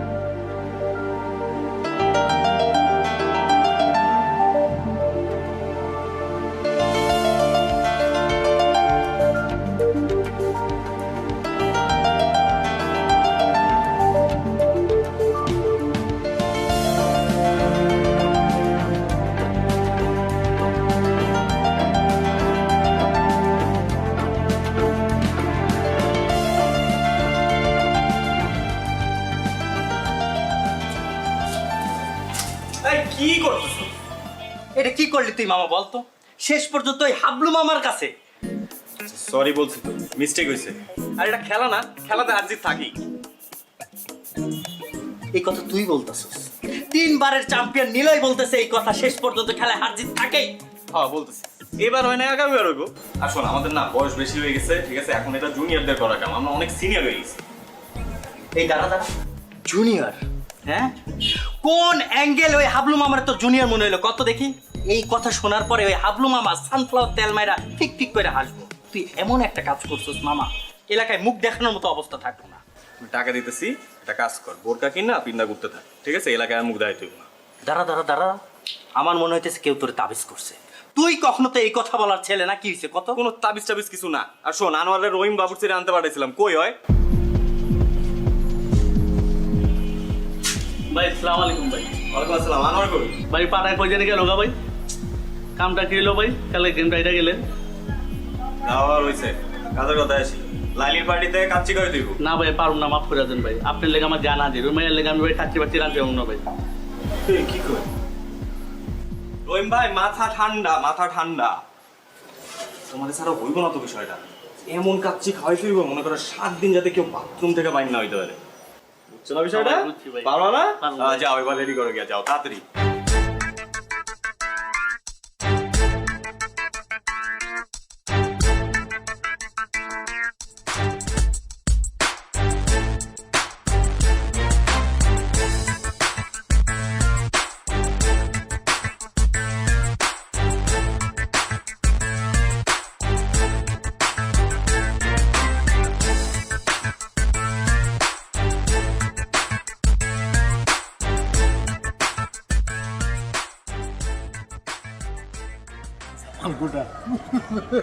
একটু বড় খবর হইব।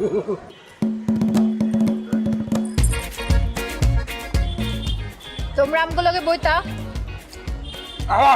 আরে আমরা তো খাবোই, আগে আপ্যায়নটা করে নেই। পুরান ঢাকার ট্রেডিশন তো আপ্যায়ন করা, কি মামা? এই তো দুষ্ট লাইনে আইছো, এরকম লাইনে থাকলে তো কোনো সমস্যা হইতো না। খুব তো কইছিল খেলার কথা, এখন বুঝছো খেলা কি? এখন একদম ক্লিয়ার মামা। আপনার একটু কাছে দিই। আলু দেই, আলু আলু। না না আলু না, গোস্ত দাও, গোস্ত দাও। এই যে গোস্ত দেই। অনেক মজা হয়েছে। এই লাইলি দাও, লাইলি দাও। আলু লো লাইলি লো। তুমি লই বানি। খাইতা মজা তো। তুমি একটু খাও।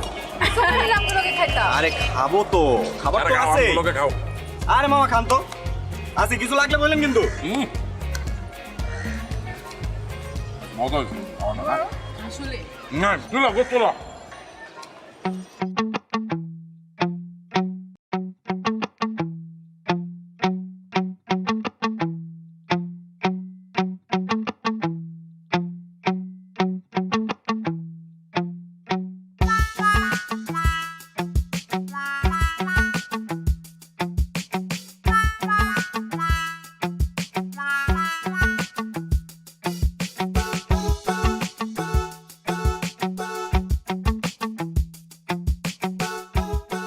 এইবার লইয়া কয়বার হয়েছে? ভাই 5 বার। তোমার এত করে কইছি যে একটু কম কম খাও, মাগনা খাওয়ান পাইলে হুদাই হামাম করে খাও। দুলা ভাই আমি তো মাগনা খাওয়ান খাই ভাই, আমরা তো বাজিতে জিতছি আর আমি তো পরিমাণ মতোই খাইছি। বিশ্বাস করেন দুলা ভাই, আমি নিশ্চিত ওরা খাওয়ানোর মধ্যে কিছু মিশাইছে। লাইলিও তো পরিমাণ মতো খাইছে, ওরা তো পেট নামছে শুনছি। হ্যাঁ, মানুষের খায় কাম নাই, তোমার খাওয়ানোর লোকে কিছু মিলাইছে। ভাই আপনি জানেন না, ওরা অনেক ডেঞ্জারাস, অনেক ডেঞ্জারাস দুলা ভাই। ওরা প্রত্যেকটা ধরে ধরে ফাঁসি দেওয়া উচিত দুলা ভাই। আমি খালি একটু সোজা হয়ে দাঁড়াইলই, তারপর দেখেন আমি রাজপথে নামবো, রাজপথে নামবো, আমি আন্দোলন করবো অগো ফাঁসির লিগা। যাও যাও, তুমি তোমার কামে যাও, আমি তোমার লেগে কেড়ে বয়ে থাকো। আপনি একটু বহান ভাই।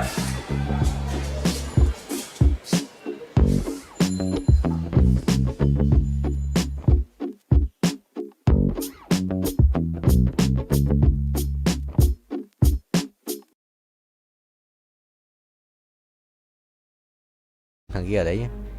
Meo meo, giống thấp thế. Chiên chiên. Ủa nó vậy chồng. Thôi kìa. Vậy. Có Huy cầm cái kìa, sự với nhau. Từ xem cái thằng này á. Nổ không vậy? Thôi xong rồi, mày đi. Thần tài biết điếp ấy, thần tài biết điếp mà. Rồi anh gặp rồi, nó biết điếp mà. Anh gặp nó lúc đầu rồi biết là biết điếp ấy. Nằm bốn vào. Xong được không? Ủa chứ cũng vậy. Tí thua. Xin ra bao. Check. Xin ra ba không? Tí chịu này. Ok mọi người, anh cũng định mà.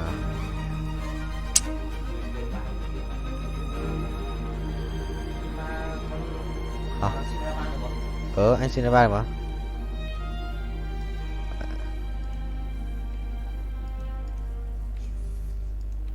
Có thể không? Azit chưa kéo. Anh chậm mà. Bình tĩnh nhỉ. Chết hả? Không kéo cái kia cho con Azit để nó vẽ ra ngoài thua là. Kéo gì? Kéo đồ này á, định mệnh á. Sao? Bình tĩnh. Thằng này nó khỏe mà. Mình không muốn chết. Còn hai bạn nữa. Trời, nhìn dễ. Gặp thằng trên đầu là nó cầm tên ba. Xin ra ba luôn. Đỉnh. Không đâu, không ở nhà đâu. Không, giống ai chơi. Trốn đâu. Mình dừng dừng này. Được rồi. Là tóc gái, nhưng mà tóc gái dễ bị mất lắm. Chỉ còn lấy giáp này.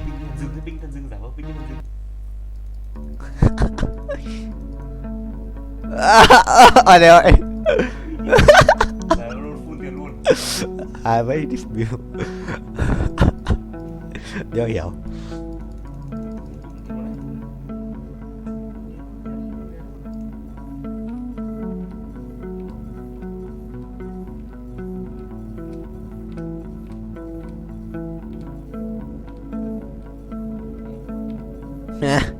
Giỏi vậy.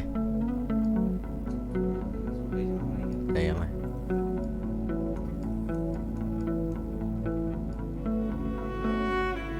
Kìa, hai thằng đứng một chỗ.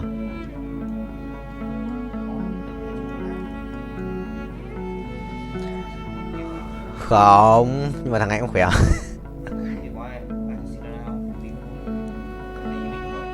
Không biết em rồi.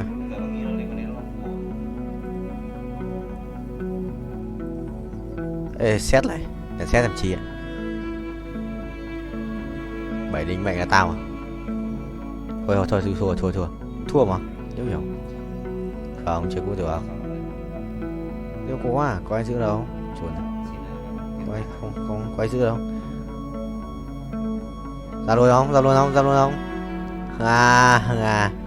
Cái này chọn cái đéo chả được. Thằng nào chả chết.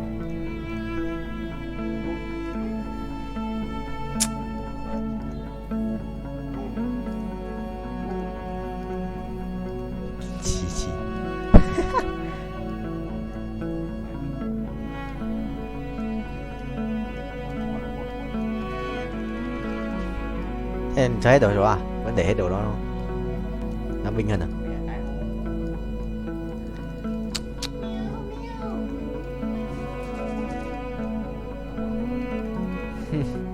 Thôi gặp thằng này đi. Thằng này vừa mình thua. Nó làm cái gì ấy? Nó phải ăn đi ba kìa. Nó phải ăn đi ba này. Thằng này có phải ăn đi ba mày em. Ê, nó thiếu một con. Nó phải Azit nữa kìa. Sai.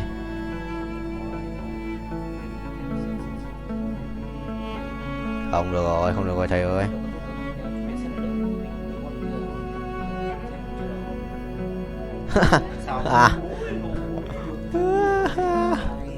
Được, sao dòng mình sao tự rơi ra cái xin ra.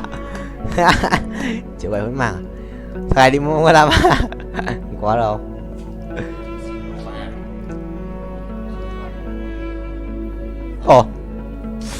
Tự tự ra mà bảo rồi. À dạo đây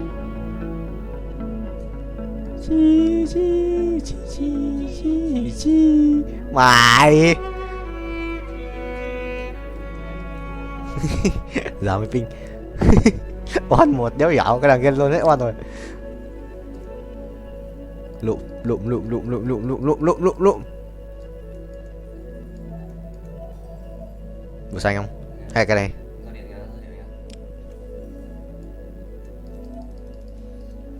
Còn chút dồn nữa không?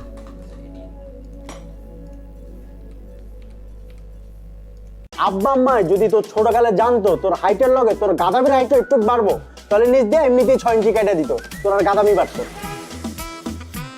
শুন, আব্বা আম্মা যা বলে তা কর, বিয়েটা কর, আর আমার রাস্তাটা একটু ক্লিয়ারটা কর। ও, আমি তোমার পথের কাটা না? তোরা কেউ চাস না যে আমি পড়াশোনা করে এই নিজের পায়ে দাঁড়াই? তুই তো নিজের পায়ে দাঁড়াস নাই, তুই তো আমার কাঁধের উপর ভর করে দাঁড়ায় আসছিস। এই আসো।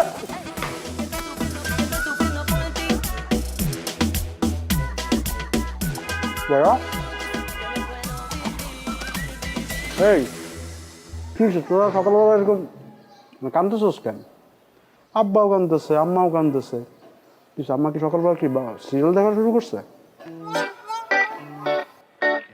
তাহলে কিছু চুরি হয়েছে বাসায়? কেউ মারা গেছে? কেউ কি মরার আগে হসপিটালে অ্যাডমিট হয়েছে? তাহলে কি হয়েছে? সবাই এরকম আয়োজন করে কাঁদতেছে কেন? বাবা মা বলতেছে আমার নাকি পড়াশোনার দরকার নাই, ধান থাকলে নাকি ধানের মাঝে চিটাও থাকে, আমি নাকি চিটা। হ্যাঁ, তাহলে তো ঠিকই বলছে। আর তুই কখনো দেখছো আব্বা আম্মা পোলাপানের সাথে মিথ্যা কথা বলে? ভাই কি ওই কথা কইছে? কইছে আমার 1 মাসের মধ্যে বিয়ে করা লাগবে, বিয়ে করে 9 মাসের মধ্যে বাচ্চা পয়দা দেওয়া লাগবে। মাত্র 9 মাস টাইম দিছে? তুই তো নির্ঘাত ফেল করবি। মানে তোর যে পড়াশোনার কন্ডিশন, তুই 9 মাসের সাথে তোর আরো মিনিমাম 4 মাস টাইম দেওয়া লাগবে, তারপর যদি 12। আচ্ছা, দোকানদাররা অবশ্য নতুন যারা বিয়ে করে তাকে চেয়ার দিকে তাকায় থাকে 2 পয়সা ইনকামের জন্য, তোর দিয়ে সেটাও হবে না। তুই চিন্তা বাদ। হ্যাঁ বল। তুইও কি? আমি আগে সন্দেহ করছিলাম তুই আমার মায়ের পেটের ভাই না। মায়ের পেটের ভাই হলে তুই এরকম করে কথা বলতে পারতি না। তোর আমার না কোনো মিল নাই, না আছে স্বভাবের মিল, না আছে চরিত্রের মিল, না আছে তোর এই যে চেহারার মিল, গায়ের কালারের মিল, কোনো কিছু মিল নাই। বাইকটা শোন, আব্বা আম্মা যদি তোর ছোটকালে জানতো তোর হাইটের লগে তোর গাদামির হাইটটা একটু বাড়বো, তাহলে নিজ দিয়ে এমনিতেই 6 ইঞ্চি কেটে দিত, তোর আর গাদামি বাড়তো। শুন, আব্বা আম্মা যা বলে তা কর, বিয়েটা কর, আর আমার রাস্তাটা একটু ক্লিয়ারটা কর। ও, আমি তোমার পথের কাটা না? আমি তোমার জীবনের বাধা? তোরা কেউ আমার ভালো চাস না, তোরা কেউ চাস না যে আমি পড়াশোনা করে এই নিজের পায়ে দাঁড়াই। তুই তো নিজের পায়ে দাঁড়াস নাই, তুই তো আমার কাঁধের উপর ভর করে দাঁড়ায় আসছিস। শোন, আমি তোর ছোট হিসেবে চাই তুই আব্বা আম্মার কথাটা শোন, তুই 1 মাসের মধ্যে বিয়েটা কর, আমি কবজি ডুবায়া তোর বিয়ের কাচ্চি খাবো, বুঝছস? এই আসো।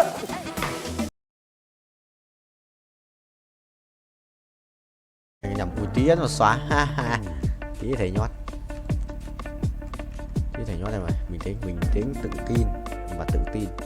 Bình. Bye bye gái. Đổ mồm luôn mà, sự là khỏe đấy. Nhưng mà thầy say bài ấy, bình chia sẻ. Có Saza, có Rakan.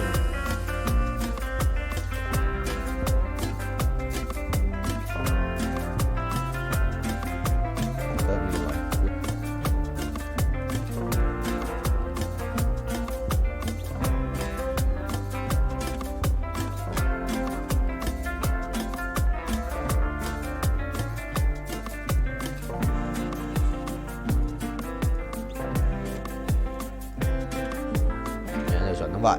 Át này, binh. Xong. Là át luôn mà. Sao có xin ra ấy, nhưng mà anh đéo dùng rồi.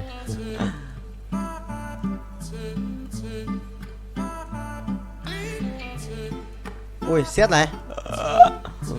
Đây là bài cảnh đẹp nhất chịu được. Không sao, trời ơi. Bay cho tài, quay đều, quay ui, con lắc rồi sao cút, mày đi, xong rồi có át rồi. Thằng này đánh bài va vẫn. Sao ra còn bài đẹp phết. Định mạnh cái xét này, ui, bình điết. Xét là mình sẽ thiếu là một cái cung mà, cung một con Kizana hoặc là một con Nautilus để lấy cái thú tượng để cho in lao. Bắn cung không? Bắn cung lấy đồ cho át trước khi thầy. Ui, rồi xong nhặt nhầm đồ. Ha ha. What the hell man?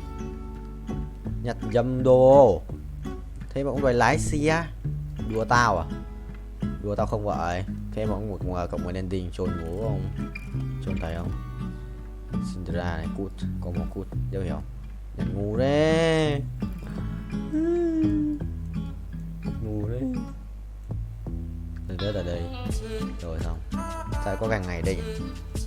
Thì vậy có ai mà lại có cái thằng này ở đây nhỉ? Đúng rồi. À, 14 rồi mà, cút. Nè. Xong. Chịu rồi, nhặt nhầm đồ, lỗ tắc ngủ nó mau nhỉ? Rồi xem đi. Thầy ơi, không bao nhận được cái gì? Tôi nhận không? Ở đây. Vòng quay may mắn, vòng quay vô cực. Anh 2 vòng à? Quay đều ra cái pet đổ ai đi, ra cái pet đổ đó.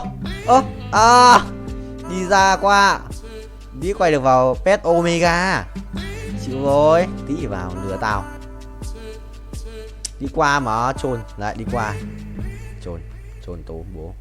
Đi trồn tao, đi xin à? Đi xin chuẩn không vậy? Rồi xong, bình. Xong, thắng. Không thắng. Suýt thắng. Quả phe bắn được phết nhưng mà suýt thắng rồi. Thầy bay tốc độ cao ấy. Bay tốc độ cao luôn. Sợ cái gì?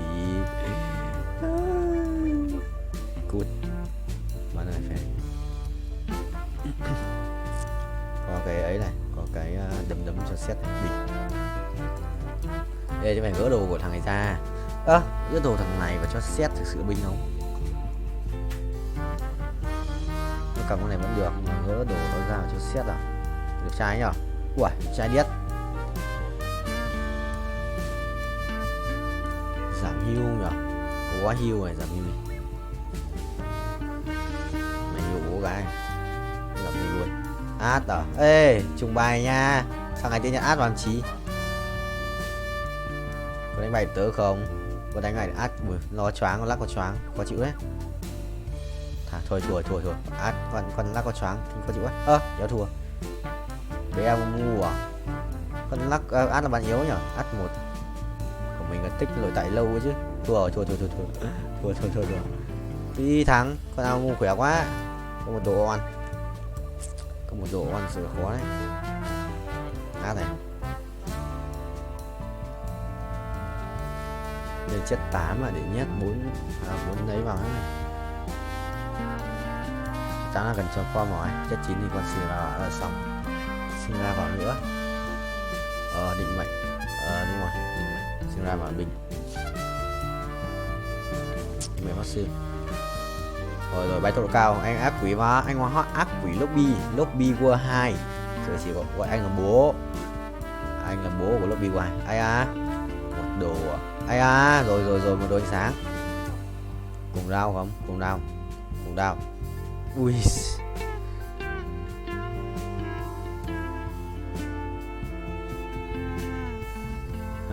tốc đánh là truy xuyên phá à? Này đâu? Đây không phải là ôi trời ơi. Thôi xong rồi. Mong là có bắn được ra. Biết nháy mà mong là bắn được ra. Đấy. Cái thủ tượng. Mong có bắn được ra. Anh lỡ nhặt nhầm rồi. Không có 36 máu chứ. Đầu 3 tổng 9 à? Nếu biết sống không? Rồi, anh được 382 lần.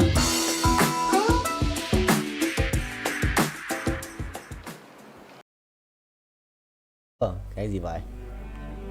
Ui ôi, nháy phát 2 lần. Chuẩn được không? Chuẩn không vậy chấm? Chuẩn đét cho thôi. Chuẩn và đét. như phi công vậy. Ok, bay cao. Thua rồi sao nhỉ? Thua rồi sao ấy? Thôi. Thằng Zena bắn đau lắm, Zena 2 đồ rồi. Chịu. Zena Sojin mấy cả cuồng đao để hiểu. Vội vậy chồng. 6.8 à, vậy sẽ lên 7. Ok. Đằng nào phải đắp cho thờ rết mà. Thôi đừng nói chung với nhau đây. Mèo.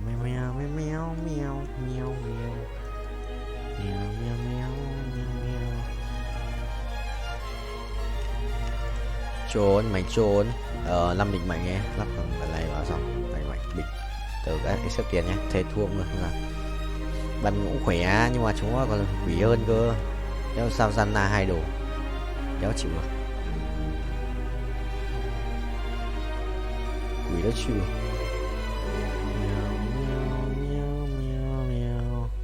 Sùng bài không vậy?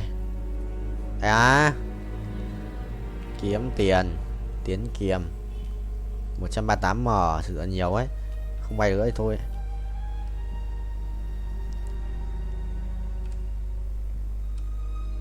Máy đẹp đét 400 mà. 2 này. 303. Thử để mình đi chợ hay sao? Chưa đến lượt 4 này. 117 à? Sẽ là một cái Sojin đi. Ok, quyết định. Sẽ lấy một cái Sojin đi. Đi. I'm go here. 707 triệu sẽ được lên 6.8.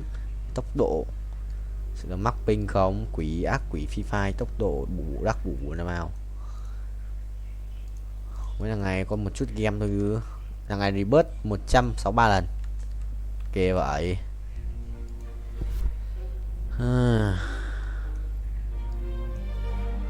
Sojin thì con này hợp lý hơn này. Nên này là con bên kia nhưng mà đợi đồ bình tĩnh. Vội vãi. Xe hấp đủ rồi hả? 46 à? Đấy nó chỉnh còi nhót. 2 giờ 208. Gì 4 giờ đi học. Chuẩn không?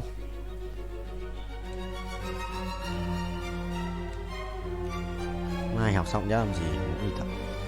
Tài môn tự sáng. Tối tập tiếp.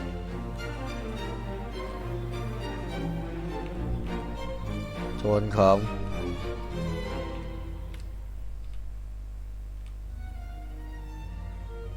Nhiều record này, ngon. 300 440 mà 440 lap đi record.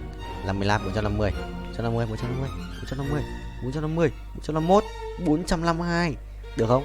Đéo được, xít được. Zanna thực sự nhiều ấy. Bây giờ phải được 5 round thắng cơ thì mới được cộng 2 đồng. Là một round chỉ cộng bao nhiêu? Từ 2 đến 4 chỉ cộng 1 đồng thôi. Nghèo đét. 1,6k 138M. Mắc. Mắc. Vụ tôi bình quá. Không được. Phải quay nốt. Ê sao đéo lên thread 2 cho mình à? Này thua rồi, tài khỏe đấy. Chịu rồi. Êu, cái gì kia có dòng ánh sáng. À, bắn tàu ra một cái đồ ánh sáng ngẫu nhiên à? Chịu rồi, dòng ánh sáng thì thua. Chịu. Thầy thua. Thầy chấp nhận. Ai rồi cũng phải thua thôi. Nhưng mà thua không hay đâu.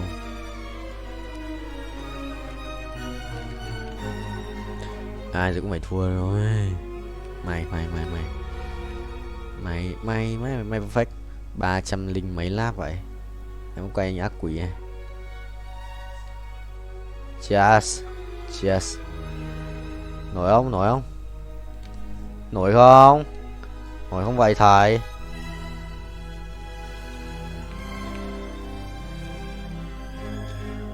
Nổi không?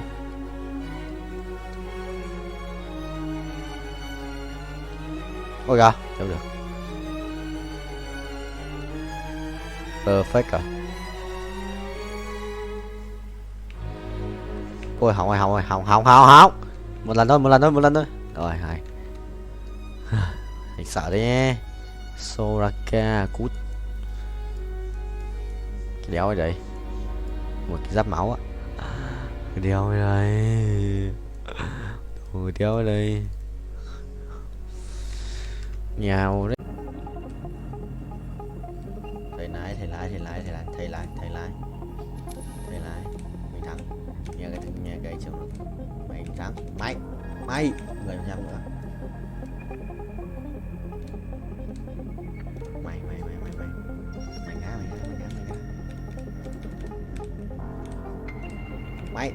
Mày ô không được. Đùa tao. Xuống không. Xuống 7 bánh ơi. Nếu được rồi. Chọn dấu vậy.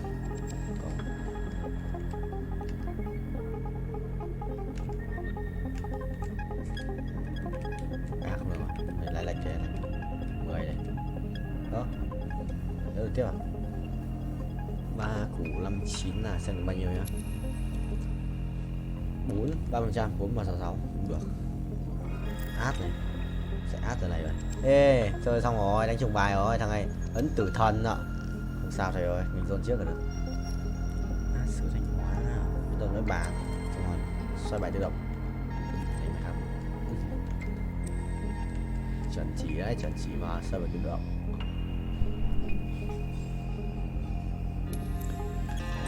Go. Binh chi linh gọi thầy ơi. Nhót không? Nhót, đét. Cho tao. Ngáo vậy. Vẫn đang mày, anh vẫn đang nhảy. Thắng mà. Let me show you darkness. Sai đều. Thầy lái vô á, sao? Captain Vietnamese. Captain Việt Nam.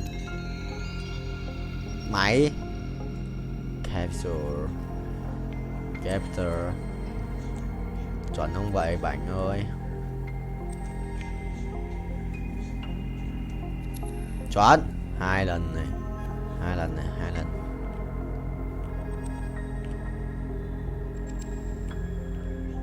Đó, không 3 lần. Lại nữa ta thể mình tính. 3 lần này. 3 lần 1 lần là 4 này. 5 lần này. 5 lần. 6 lần. 6 lần. Được 6 lần. 5 lần. Rồi 5. Chuẩn thế. Ngon. Còn một cái cung xanh nữa. Đây đi.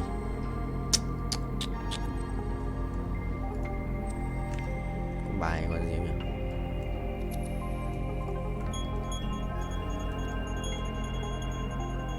Có bài yêu đét. Long Vương à.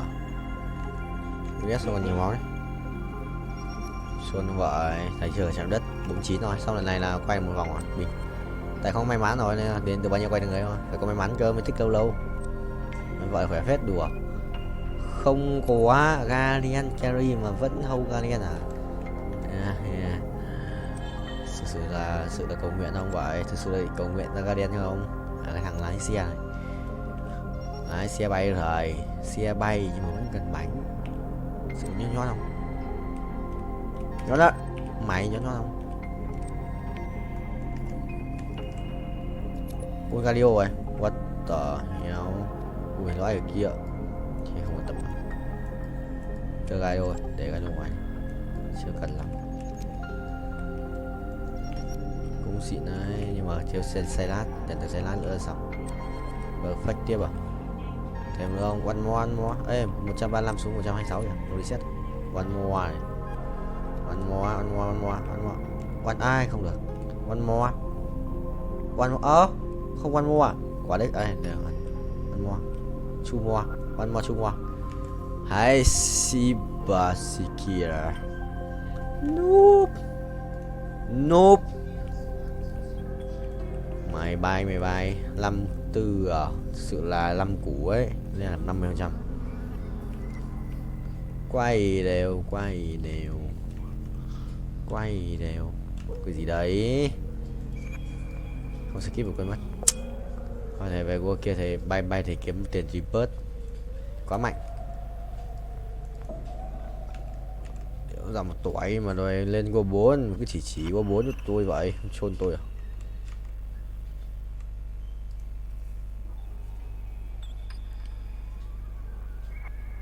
Vẫn thắng à? Sửa bay là tỷ vong. Anh ác quỷ rồi, hóa ác quỷ rồi. Từ ngày em đi anh hóa thành ác quỷ Ride a Car Simulator.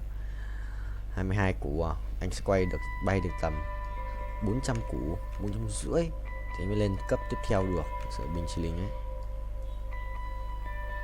Nhanh mà nhẹn, ui bay nhanh đét, tốc độ sửa vua. Tốc độ sửa vua ấy, tốc độ sửa một đẳng cấp Pro VIP. Chuẩn không vậy? Thắng là không vậy? Rồi, còn mỗi con cho gát sẽ làm chi? Còn mỗi cho gát làm chi? Cho gát 2 mũ thích nghi à? Làm chi? Ui, thổi đau phết, đùa. Ê, nó thắng được cái cút đấy. Ê, nó thổi chết Zone này. Không chết rồi. Có 2 cái mũ kia đều chết rồi. 2 mũ đấy chỉ là kích thêm sát thương phép. Xong rồi.